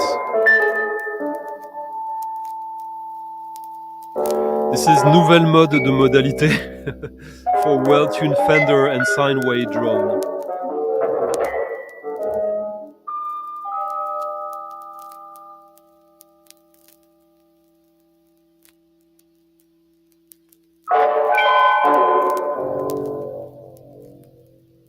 Yeah, off-kilter, that's a good word. I should use it more. Hello, Christophe.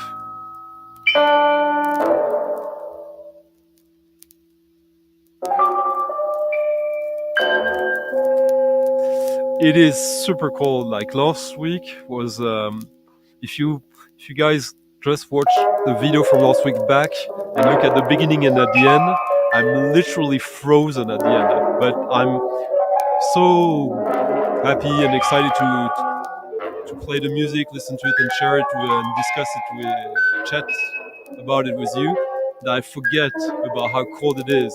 But the 20-25 meters between the house and the shed were quite weird. I had to put my hands under like warm water.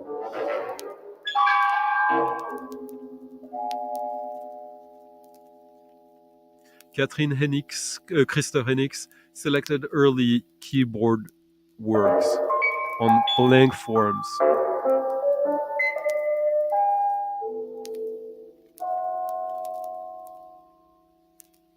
She passed away earlier this week, and this is a little bit strange. She's a Swedish composer, but she spent a lot of time in the US, in New York, and she considered herself a Swede, but she probably musically is even more a New Yorker. I mean, there's a great and huge experimental electronic music scene in Sweden scenes, but I don't know if she was really part of any of it here.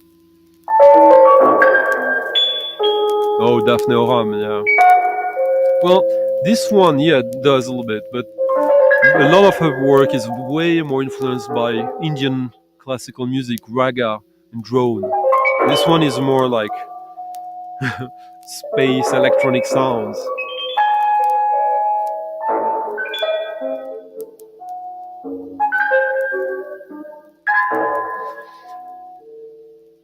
for me, it kind of is like that, Sean. Indeed, I don't know if I would be as harsh as this. Like the other day, I was listening to some Japanese electronic music, new age. That was quite alright.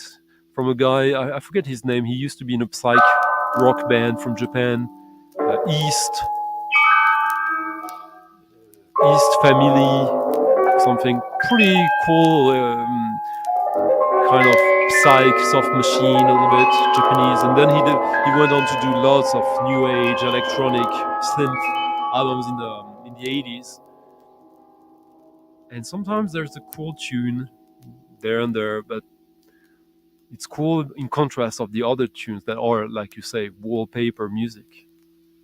And then you realize maybe I don't need the cool tune because it's just cool in contrast to the tunes that are pretty lame. So you caught it, Christophe. Hello, G-Mac-G. Nice to see you. And by the way, please don't take my own feelings about lack of tension in music as gospel. Like, this is just me.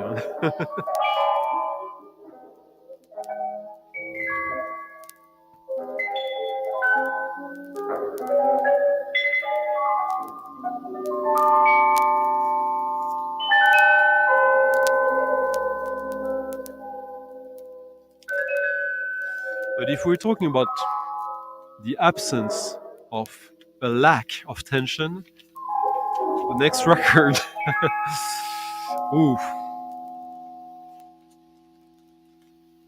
it's one of my favorite jazz records ever. Top 3 for sure. And I'm gonna play it just because it just got reissued for the very first time. So some of you already know what I'm talking about.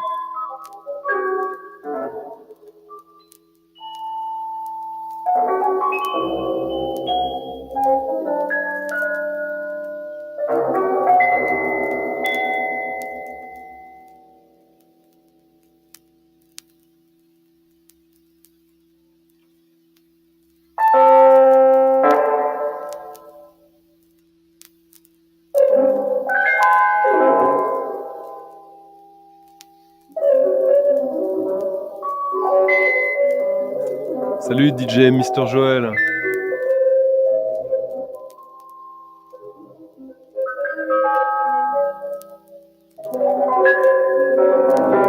Yamatsuka Ai. Well, yeah. Well, he sung for Naked City, and maybe also for Painkiller. No, for Painkiller. He sung for Painkiller, but that was already a long time ago. Yeah. Hello, Michael. Wow, you're in Sydney. International Michael Pilmer this year, huh? Serves you right. Exactly. Stefan, you read into my mind. Fumio Yamashita.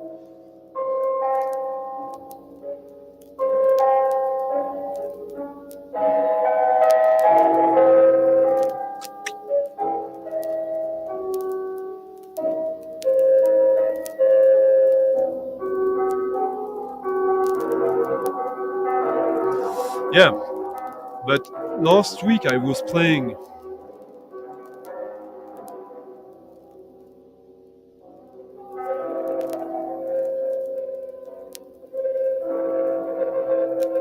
this wonderful Japanese record of what's the French name? The name escapes me now.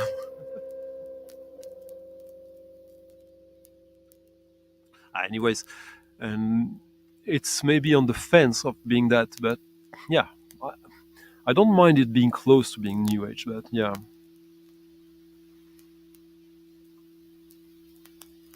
And now, Milford Graves, Hugh Glover, and Arthur Doyle.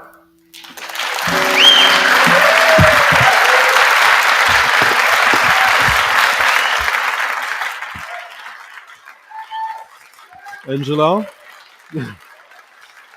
I know it's a running gag, but The only music that could for me be a guilty pleasure is heavy metal, because there's some heavy metal I like.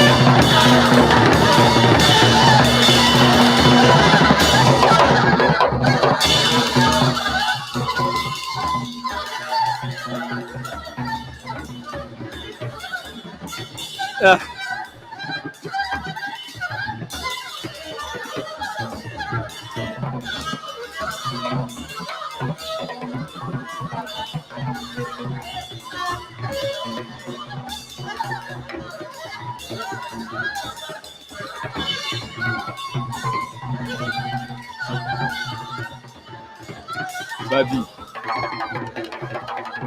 This is the original release, that for some reason was quite well distributed in Sweden, and that for years I was hyping this as my favorite jazz record, but it was like preaching in the wind, since no one could listen to it, as this is a private press, sort of. They probably did like 500 copies of it only, and for some reason very few copies in the US. Yeah, oscillation circuit, exactly.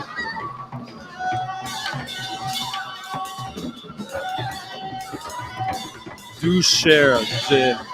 Joël.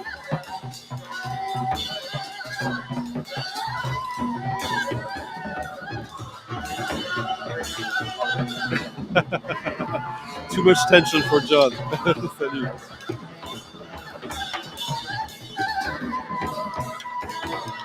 Absolutely not, Angela, but I would always be curious if someone told me, oh, someone did like something interesting and creative with Machina. Why, absolutely. Gabber is horrific, and yet could be the source of something very creative in the right hands.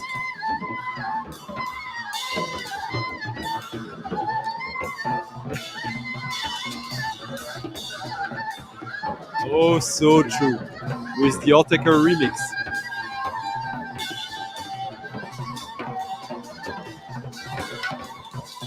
No fucking way. It's still big in Newcastle, Angela? Oh.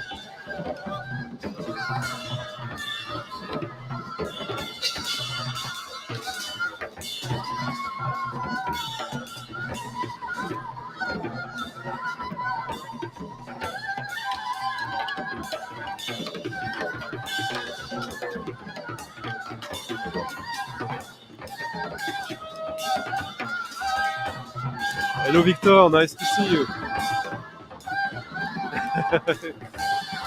No, it's not.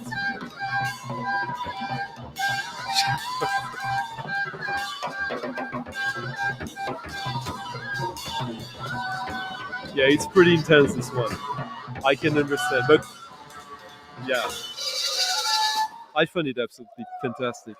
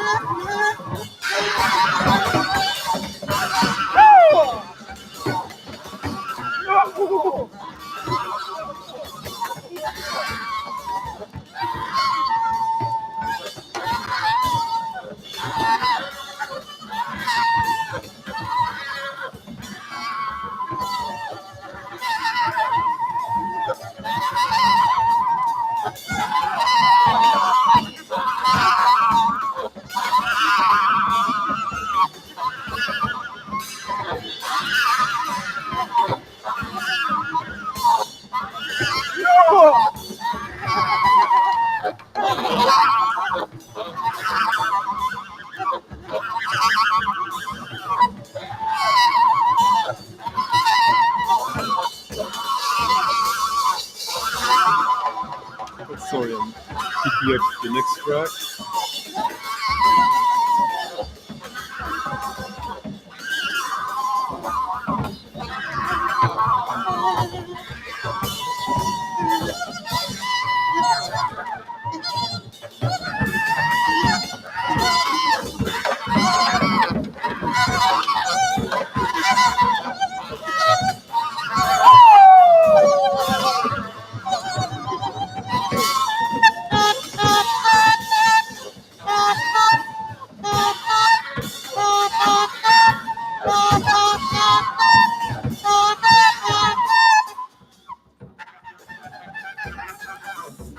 Pretty intense, huh?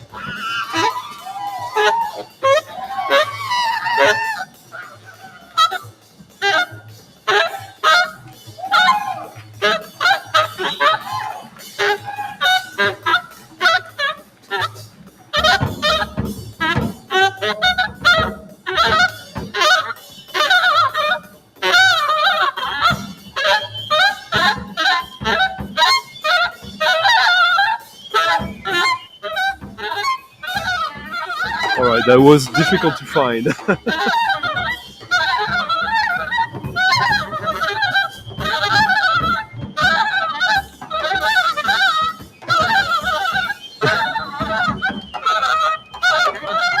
Ah, nice.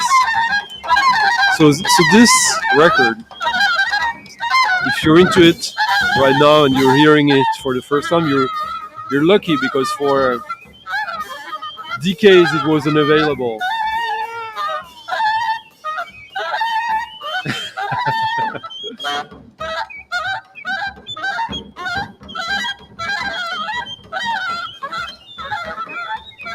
DJ Don't.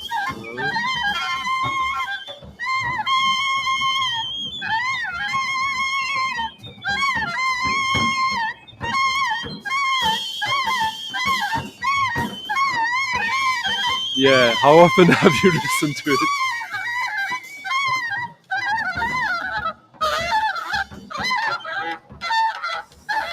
You're kind of teasing me, Angela. I'm kind of like, honestly, genuinely curious.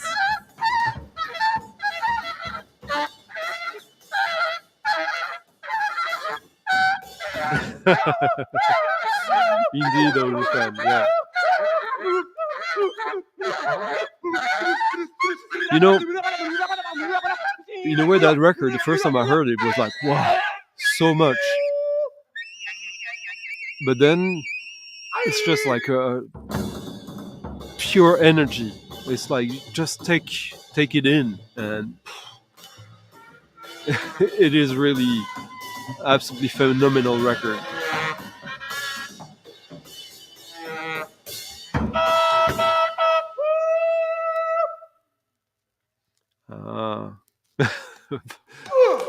Born in the North.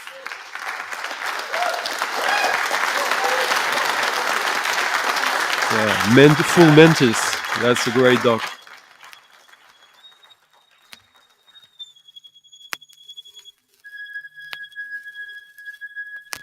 I don't know, Marcus. It's just like something you need in your life. You need to confront yourself with it every now and then. Sometimes more than that.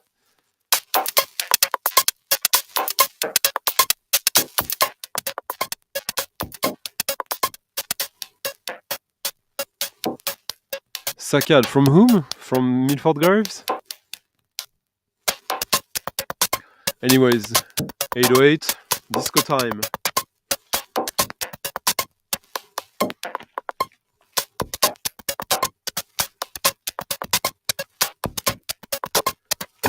From one of these compilations, Transatlantic Express, which was the American version of the Trans-Europe Express compilations, featuring tons of unreleased electronic music from the time. And we're listening to Born Under Rhyming Planet, Jamie Hodge.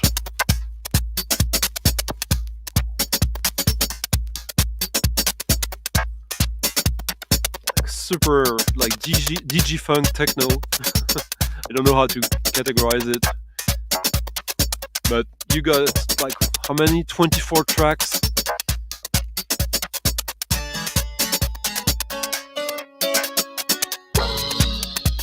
Oh, I remember this now. But like the track listing is amazing. Space Time Continuum, Yenek, which is what's his name?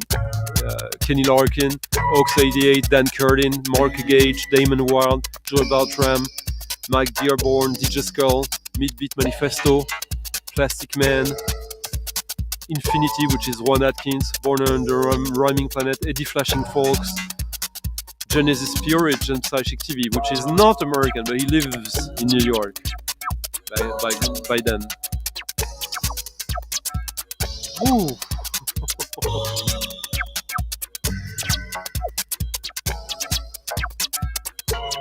Yes, I have some Phil Brophy.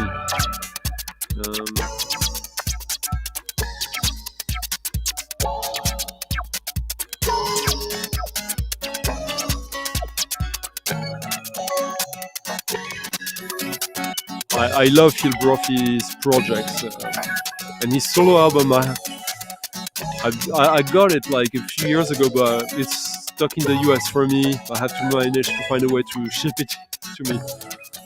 The shipping from the US to Europe, large quantities, is just insane.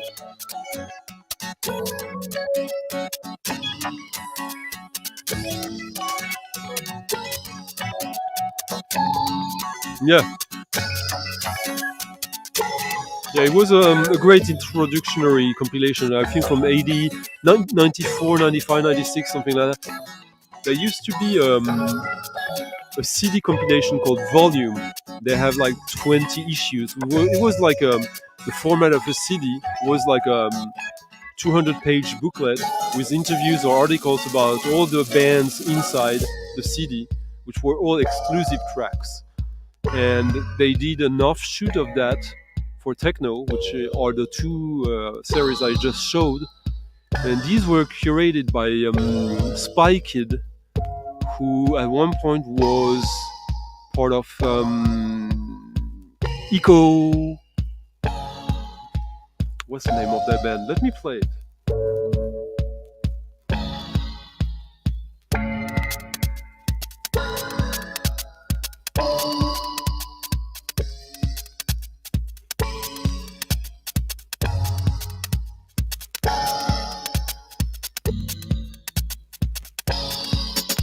Oh yeah, Eco Park.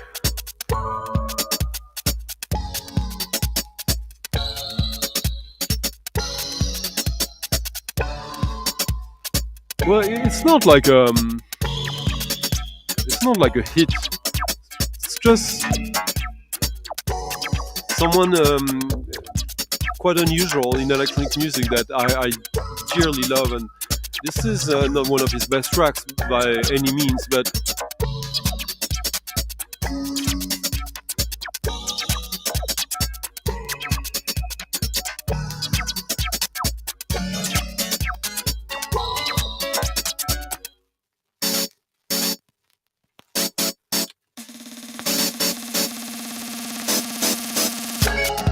that will be for another time.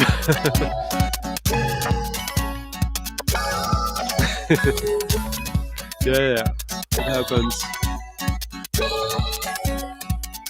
Oh yeah, Studio Punkrock, conjoined.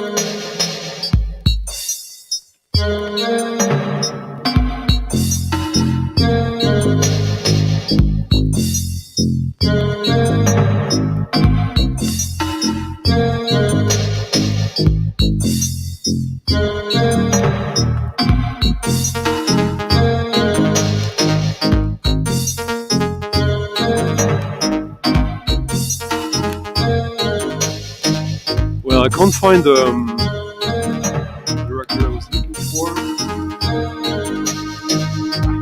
Never mind.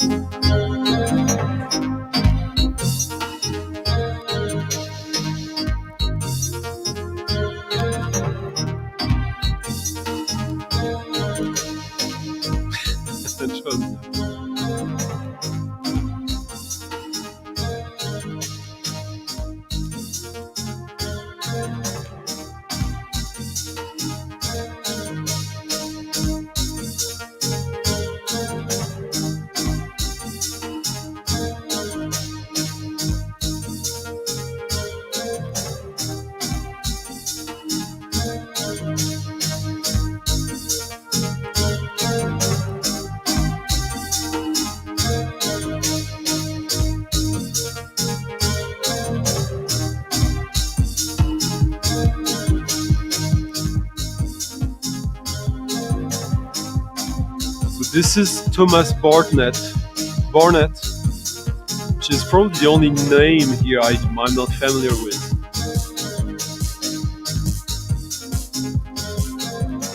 Early mid-90s techno from the US. Sounds very American, yeah.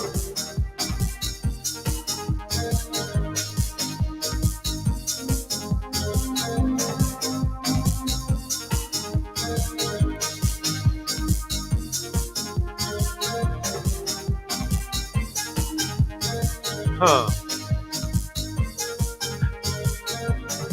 So difficult, but yeah. 93 is a great year.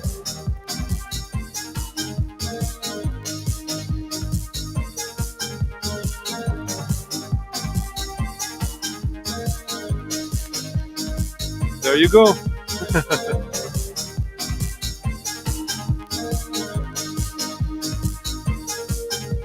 I guess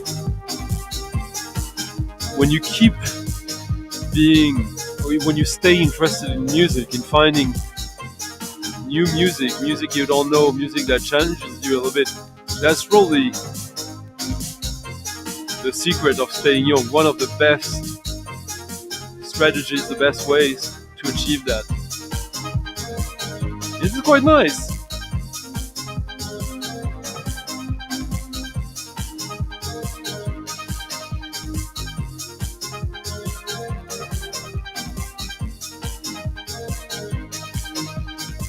Yeah. Just think about it. All your friends around you who, when they reach a certain age, they fall back to the music they like when they were teens or young adults and never go beyond that, or never in a potent fashion. It's fine. Like, there's a million other things than music in life that can keep you occupied. But if you are blessed with, I call it a blessing, but it could be a curse. With this this first for new music, for challenging yourself through music, through one of the most passive hobby in a way, because music is there, you don't need to do anything to receive it. Well, that's weirdly enough not something that is given to everyone.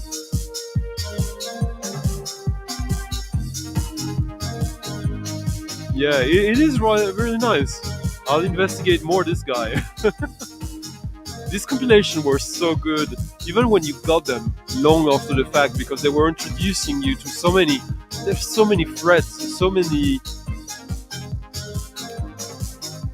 paths.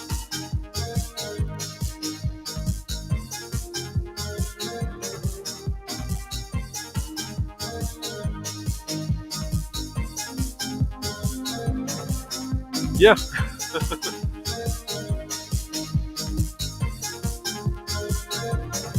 These days with Netflix and all that, it's so easy. Like, our hands is being held all the fucking time. With all the subscriptions we have, there's a very clear path to not having to seek out anything anymore. You just receive.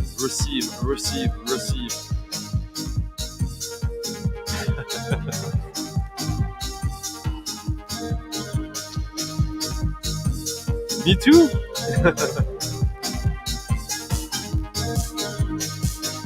We were talking about like tension in ambient music and stuff like that. Next one is exactly that. It's almost to the point that it's a bit cliche. We'll see. You'll tell me.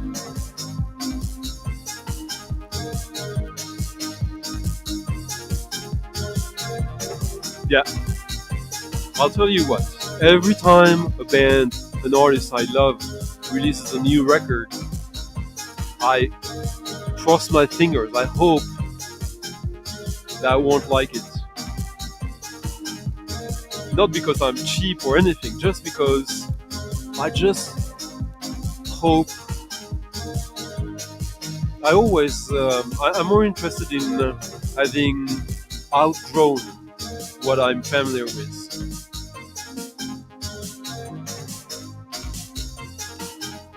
Outgrowing your comfort, finding new comfort in the challenge.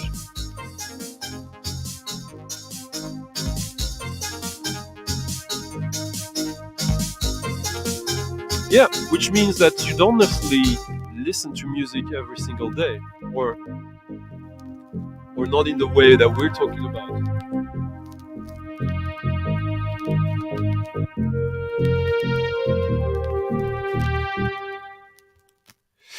I listened to it all today, and I'm happy to say that it's really bad. It's literally baffling how bad it is, in the sense that there's nothing going on there that is interesting. It's basically him noodling with vintage synthesizers in a very lazy fashion, in my opinion. I might have missed something there, but I have a lot of Biosphere. I love a lot of his records, but I don't need to have every single one, and I'm happy in a way that, okay, he's not in a good position right now. A lot of people think that, or feel that his best album is Substrata. I kind of cringe at that album. I think that Biosphere is someone who's really good at sound design, who has some decent melodic sense, but who's really not a good drum programmer. His rhythms are not that interesting. And Substrata is not heavy on rhythm, but it has some. it's a bit heavy on the heavy-handed, I think, and it's in a way the melody is also like a little bit of tension. I think it's his kind of Muzak album in a way. Hello, Radio Gnome, nice to see you. So now we're going back to the abyss, the sound of death, as someone was saying earlier.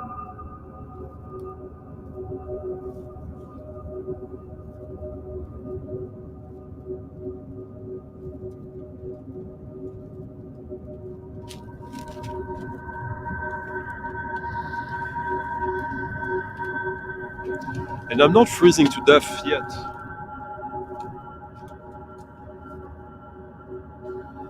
Which means we're not totally over. And thank you, 808, for leaving a tip in the coffee jar. Yeah, that's when I remind you guys, like, if you like the stream, please leave a thumbs up, a like on the video.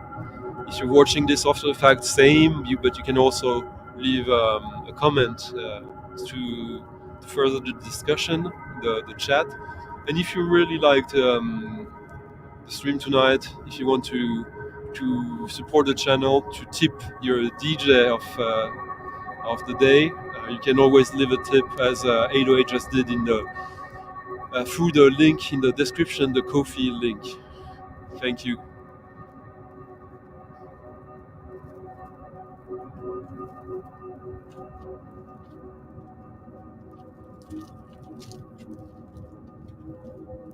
Well, you know, it could be appealing in a way, but no, that one is really a stinker. So this is Amon.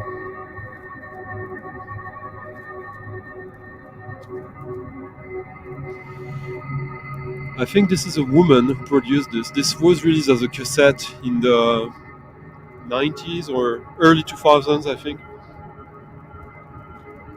This is the first time this is getting a vinyl issue ever. It's a double LP.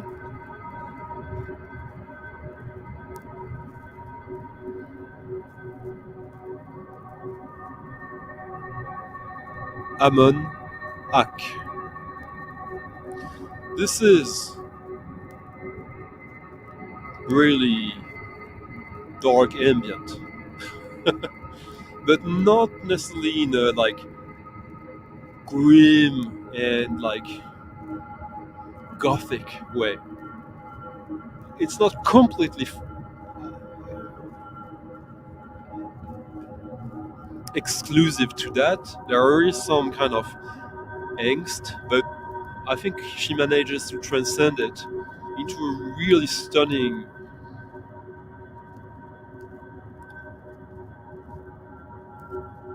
like slow ice melting,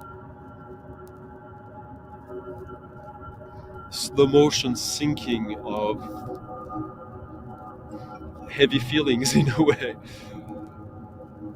Thank you, John Levinson, for living. Indeed, a very nice tip in the coffee jar. Hello, Christopher. That's a good one, Rufan. Oh yeah, Christopher, I think I'm soon gonna do my best of 2021 video. I think that when the holidays kicks in, hopefully I'll have some time. I'm probably gonna have to go back to France tomorrow for a few days. Totally unexpected and annoying. There was a break-in in my father's house, and they stole the car and a few things, and I have to go there to deal with that, to deal with the insurance, with the police, and to repair it before we... Yeah. I just came home, like I was there like 2.5 weeks ago, so this is super annoying, but yeah, I have to do it. So I hope it won't like completely cannibalize my my time. but I will see.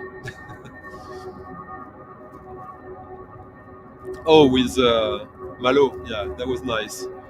There will be before Christmas another, even like on a bigger scale interview, and there will be some Christmas presents for you guys, like actual ones. There'll be some records to win during the stream.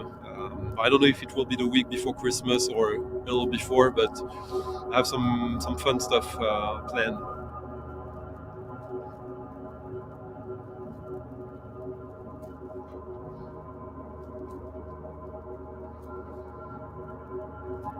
Yeah, winter sound. But winter, for me, I see. You know, right now at the time of the year, now we have snow, so the night is very dark, but also very bright because you got the moon, the stars that are lit so vividly, and the reflection on the snow. So a good night right now would be, the visibility would be almost as good as a cloudy day, maybe even better.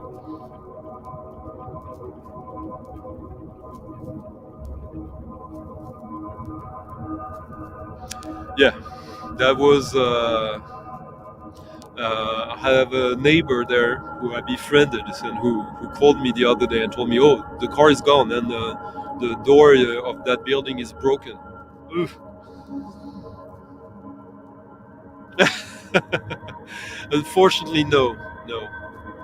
That will be very annoying because I will be very limited in movement because I don't drive car. This is very similar to it in many ways, except that Teimo is very elemental,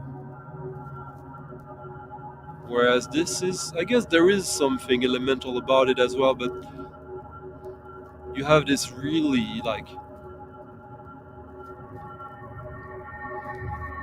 cold darkness that is not necessarily menacing at all. It's just like entering a world larger than our human world. Yeah, I guess ambient of this nature deals with the idea and the feelings of immensity, of like the scale. Where am I? Where are the walls? Where are the limits? Yeah, exactly. Oh, yeah, that's a good point. I have to, if I do trivia, I have to do some question. I mean, there will be a few records actually. I'll have to find a way to leave opportunities for others than just yourself, Stefan. It's true though. Like out of all the regulars, Stefan is definitely one of the most.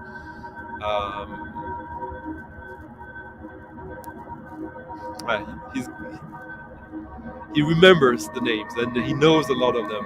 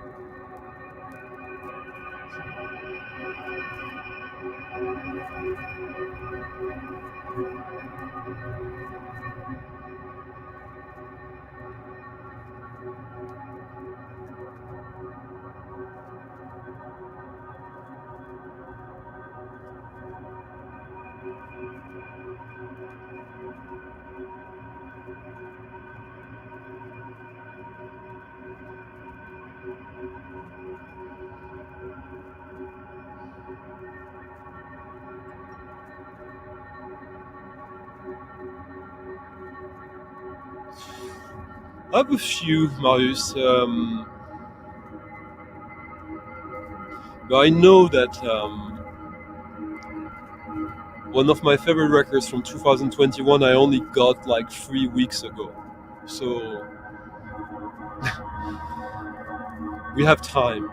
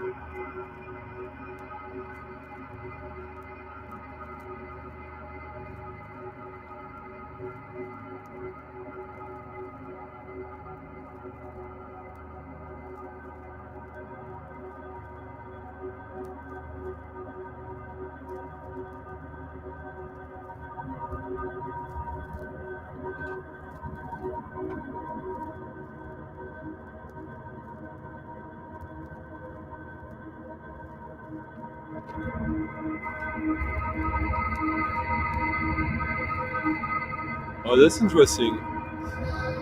So next record. Maybe someone knows this. Do you know this, Stefan?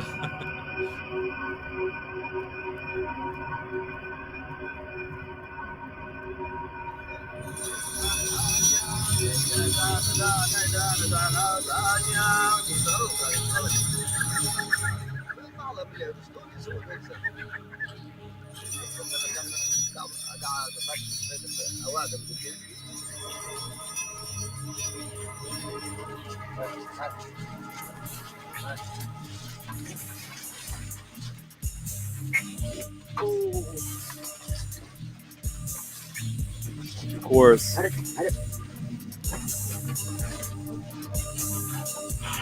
We started the stream with a nod to what's going on in the world right now. We're not gonna end with this. But yes, this is 7-inch from Muslim Goes on the Syntactic label. Only 100 copies of it. It's one of my absolute favorite Muslim Goes records.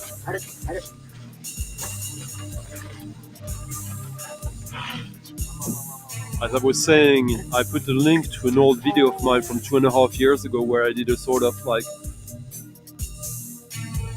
very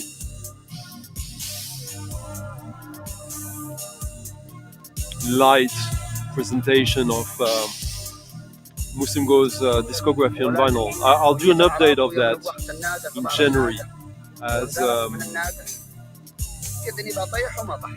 there's a release coming up soon that I didn't expect at all that will complete my Muslim Goes collection in a kind of finite way, as the whole Extreme Records Muslim Goes catalog will be issued on vinyl, which is absolutely incredible news. Muslim Goes released 4 CD albums on the Australian label Extreme, and these records are his most ambitious ones. Most of them were actually recorded with actual musicians. The boss of Extreme Records flew over Bryn Jones to the Netherlands to record some really amazing session musicians of like Middle East music, percussionists and such, and he released his most mature records then. And I met the boss of Extreme Records years ago when he was releasing a 40 CD Mersbo box set, the Mers box. It's 50. And we talked about Muslim Goes, and I understood that this was almost like a painful affair for him.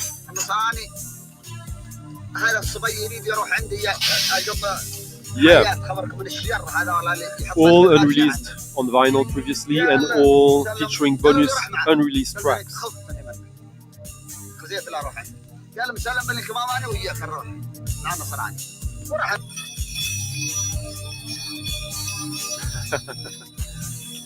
There you go. Good evening, Grateful Dog.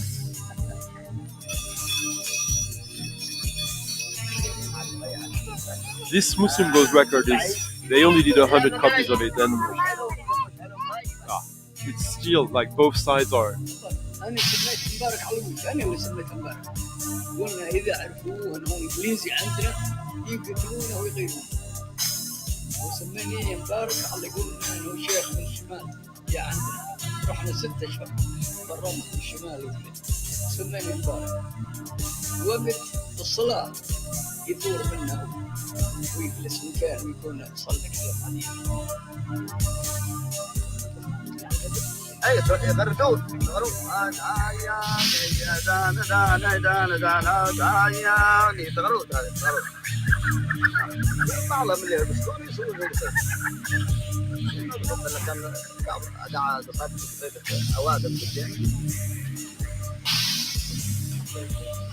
Yeah, Jose told me about it. I have no idea. But I heard it was epic.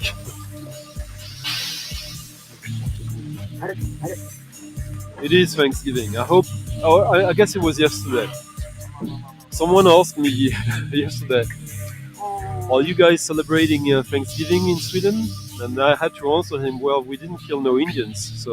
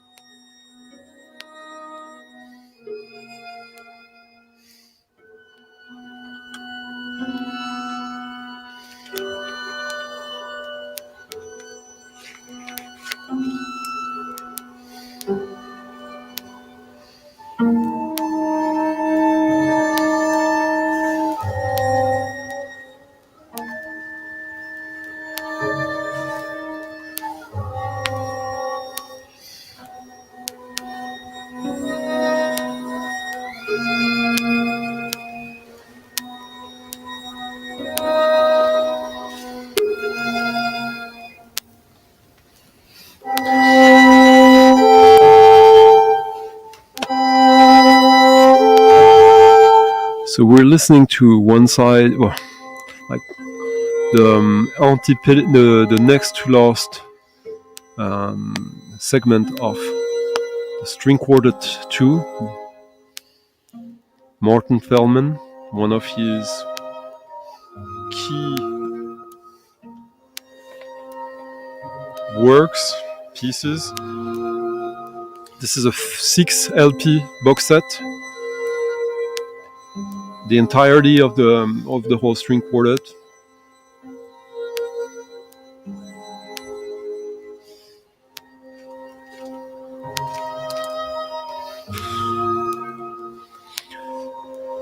There still are some copies available of it. They only did like 300 copies of it, I think, and the label has some copies for like very reasonable price considering a 6 LP box set. But yeah, we'll talk more about Morton Feldman soon.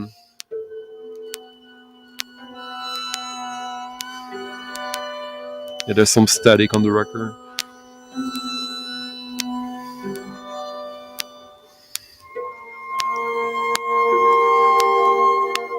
Or Biosphere.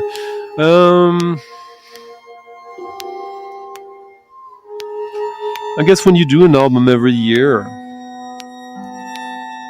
like I used to think when I was younger, an idealist, that when an artist does something I love, why doesn't he keep doing the same thing? Why doesn't he keep hitting the same magic number? And then I became an artist myself and realized that it's not how it works. You want to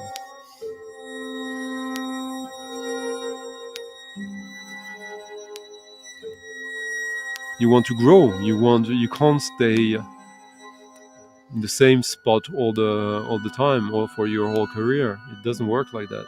Even if you want to, you'd have to be very stubborn and almost like a morbid, sociopathic, like a sociopathic way, but against yourself, to be able to redo the same thing over and over without taking a curve. And I guess Biosphere, it's not necessarily that he has a sound. He kind of has, but like he had a world, and I guess he's trying to find other worlds for himself, but it doesn't always work.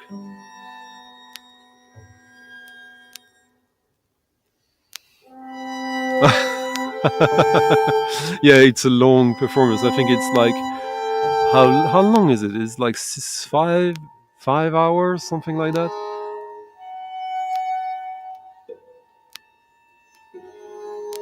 No. The one I played last week, yeah.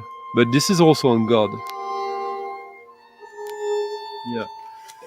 This was just released and is one of the best records of this year, in my opinion. And this was released, I think, 5 years ago or so.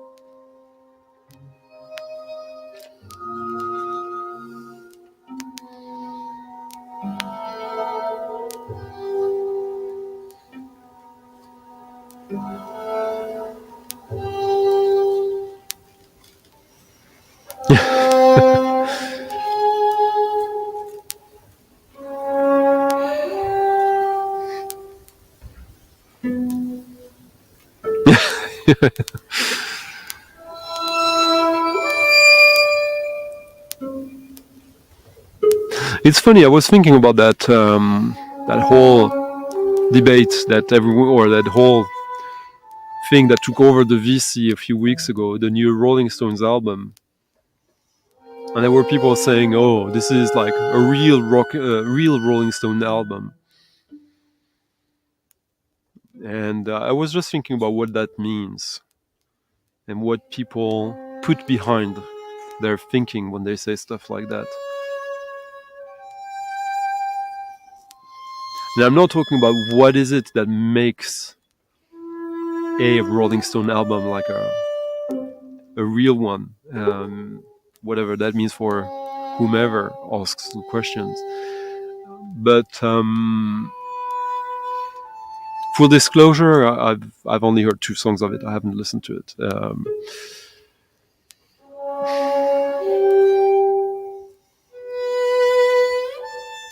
I just thought that it was kind of counterintuitive. Or at least it was very telling that a lot of people seem to be in the right, the truth, or something like that, when they were literally craving stagnation, a form of stagnation. Which, I mean, this is not a novel idea at all, but these guys are like, what, 80, 85 years old?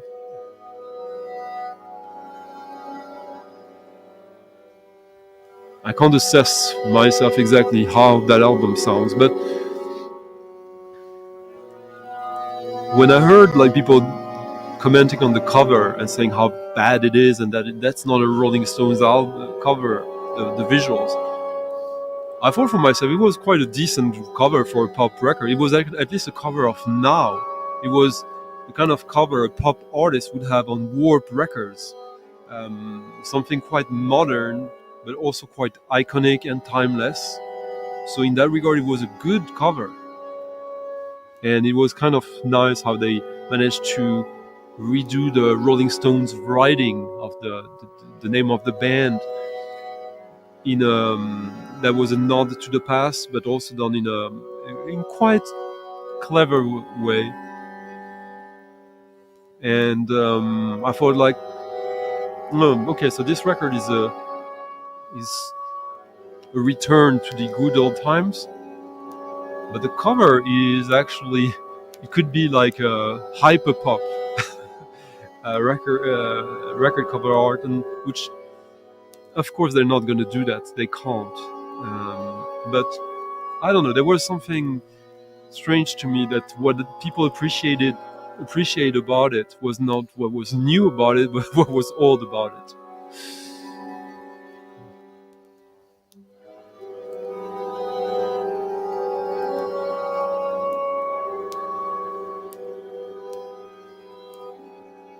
Yeah. And I love Morton Feldman, but I don't love everything he's done. I'm not like a fan or a fanatic, a disciple, but I just know what I like from him, and this is part of it. God Records has another release of him that I don't like, so yeah.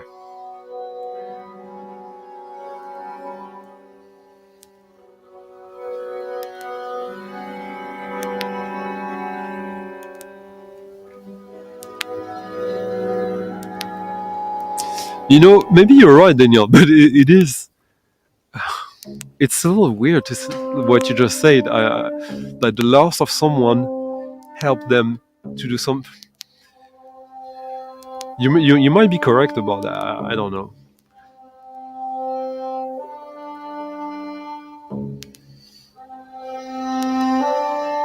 You know, Marion Brown, for the longest time for me,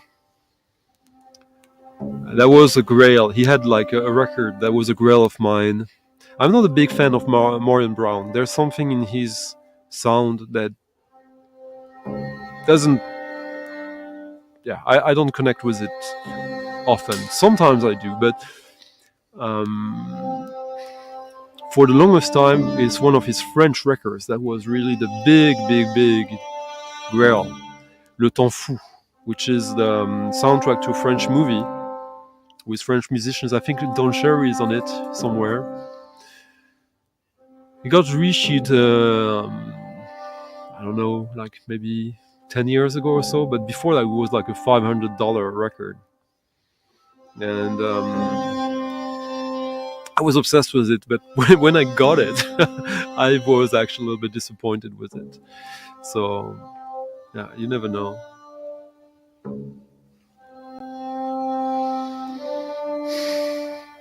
You said it, and it's often true. Thankfully, not always.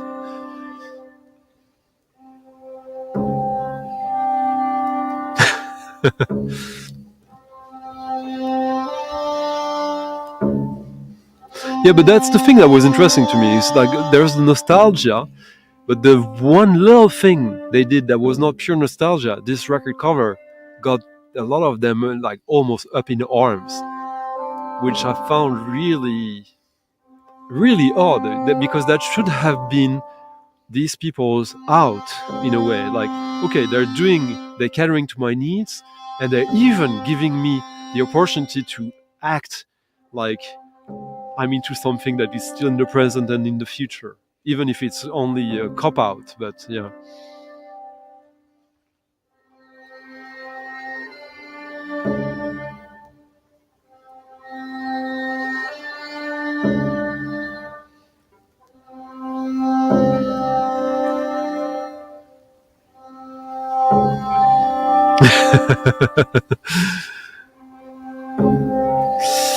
Is it the 4 LP box set? Yeah, Pauline Anastrom is a synthesizer, female transgender composer. Very interesting, but a little bit on the new age side of things for me.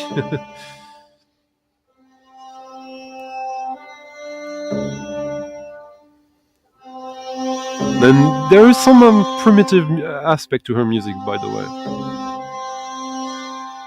Aren't we all, Dave?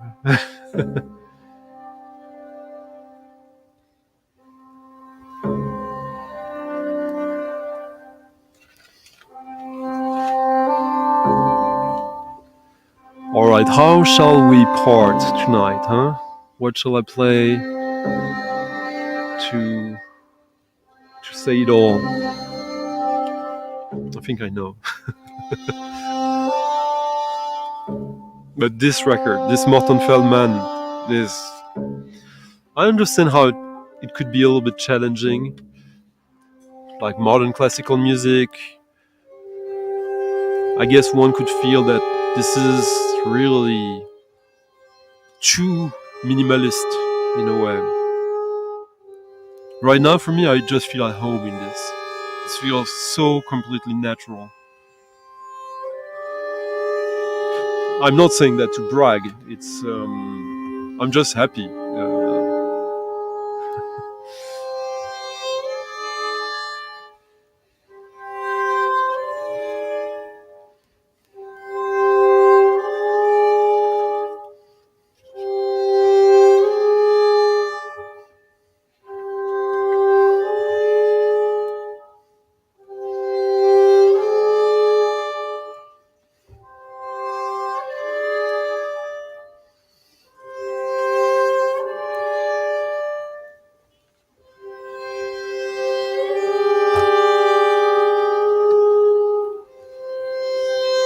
Hello, Pat.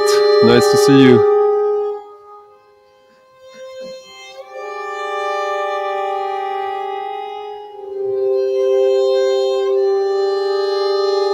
Okay. Yeah. It's just... I think the retail price for this one is like $80 for a 6 LP box set. Limited to 300 copies. That's a pretty sweet deal if you ask me. I mean, it's a lot of money though.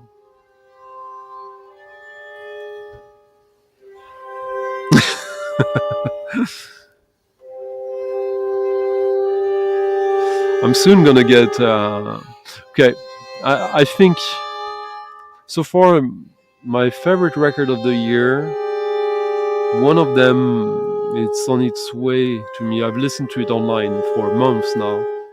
It's an African record. We'll see. A late hello, but welcome one. You're coming at the tail end. I'm gonna play one more song and leave us at that. Oh, Danielle, thank you. Danielle left a very, very, very generous tip in the coffee jar, which really will be helpful. Like this, I didn't expect that trip I have to do to France, and there's a few records I want to get to share with you guys, and for me. But yeah, thank you, Danielle, much appreciated. And I'm gonna thank a few people, but let's see. Oh yeah, I'm with you, Rufan, there.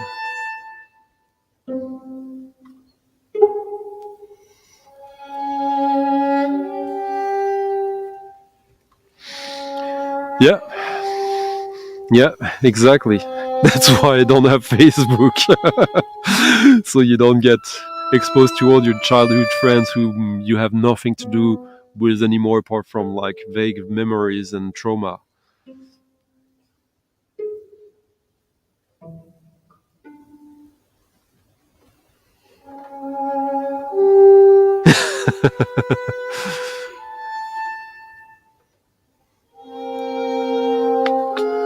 Yeah, they do.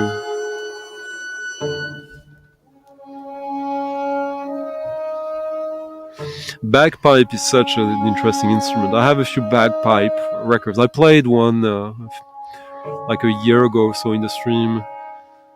Because yeah, bagpipe and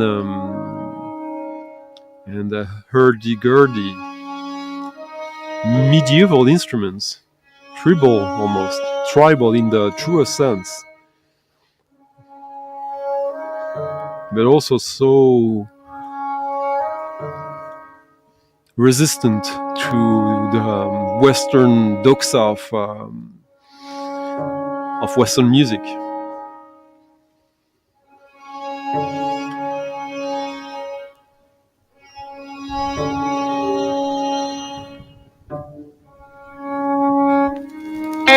And now we got your wife, but next time sucker we come for your life.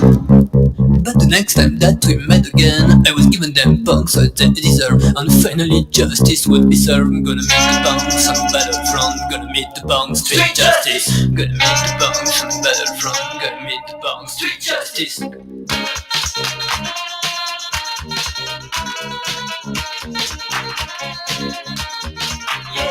So now my brothers have the right to live, to give this very soul some rest. Go my brothers, go in peace, and to your loved ones all the best. No, no, yeah, no, no, yeah, no, no, yeah, no, no, yeah. Gonna meet the punks on the battlefront, gonna meet the punks, street justice. Gonna meet the punks on the battlefront, gonna meet the punks, street justice. It's just a very, very long concerto. Yeah, no, no, yeah, no, no. Yeah, no, no, yeah. Je suis entré en France, j'avais une envie pressante, j'ai repris la faculté. French punk boogie. Le niveau est très bas, remarque qu'il savait écrire dans les chiottes des gars, des graffitis on peut lire. Jeune homme vient m'envoyer 31 cm, attends à la récré, des filles pour le sucer.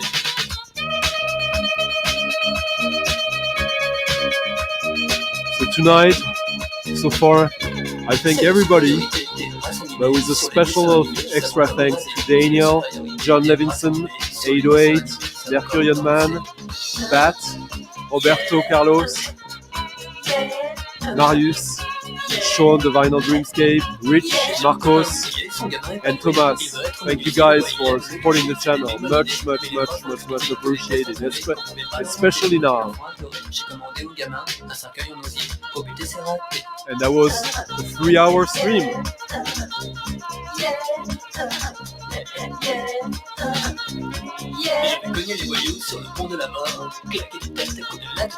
Tu connais ça, Fred?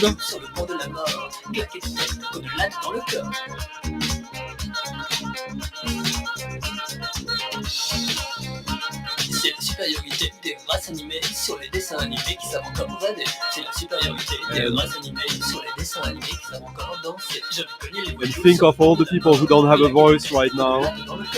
If you have a voice, use it for them when you can. It's very little, a very little thing you can do. And but that's the only thing you can do.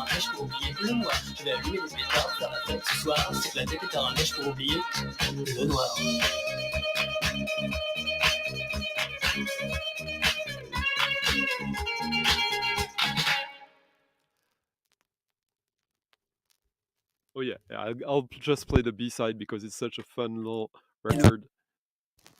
And you get even a little bit more of some French.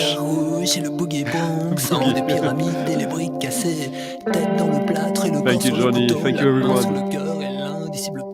Carré, fatigué, glissé, emprisonné, plus en sécurité dans la prison bien gardée. Yeah. Concert Metallica, il neigeait à Bogota, j'en avais mal au ventre, j'ai foncé dans le tas.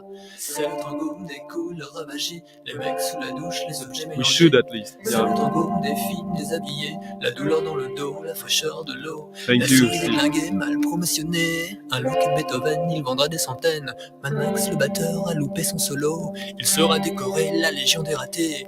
King Rocker, brûlé pour nous réchauffer. Elle sait que les chemins sont vraiment défoncés. Le choix est simple, on ferme le ciné. Ou bien le rêve, les étoiles What was et la that, neige. John? Ou bien le rêve, les étoiles et la neige. Ou bien le rêve, les étoiles et la neige. C'est le tango des couleurs ravagées, les mecs sous la douche, les objets mélangés. C'est le tango des filles déshabillées, la douleur dans le dos, la fraîcheur de l'eau. Rêveurs et méchants. Dreamers and bad guys. C'est le tango des filles déshabillées, Hello, Royce. la douleur dans le dos, la fraîcheur de l'eau. Ah.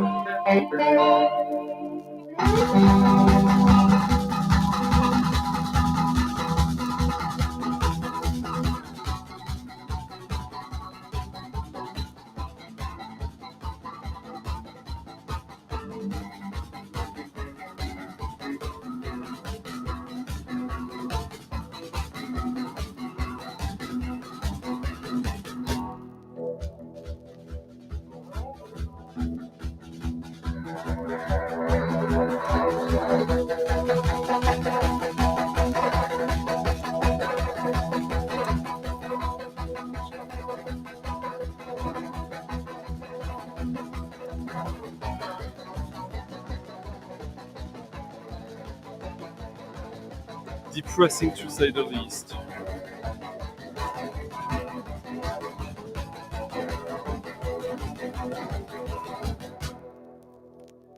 Bye bye, stay safe,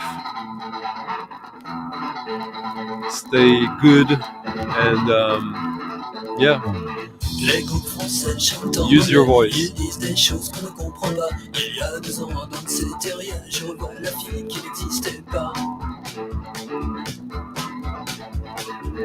Les groupes français chantent en anglais. Ils disent des choses qu'on ne comprend pas. Il y a 2 ans, dans ces terriens, je revois la fille qui n'existait pas.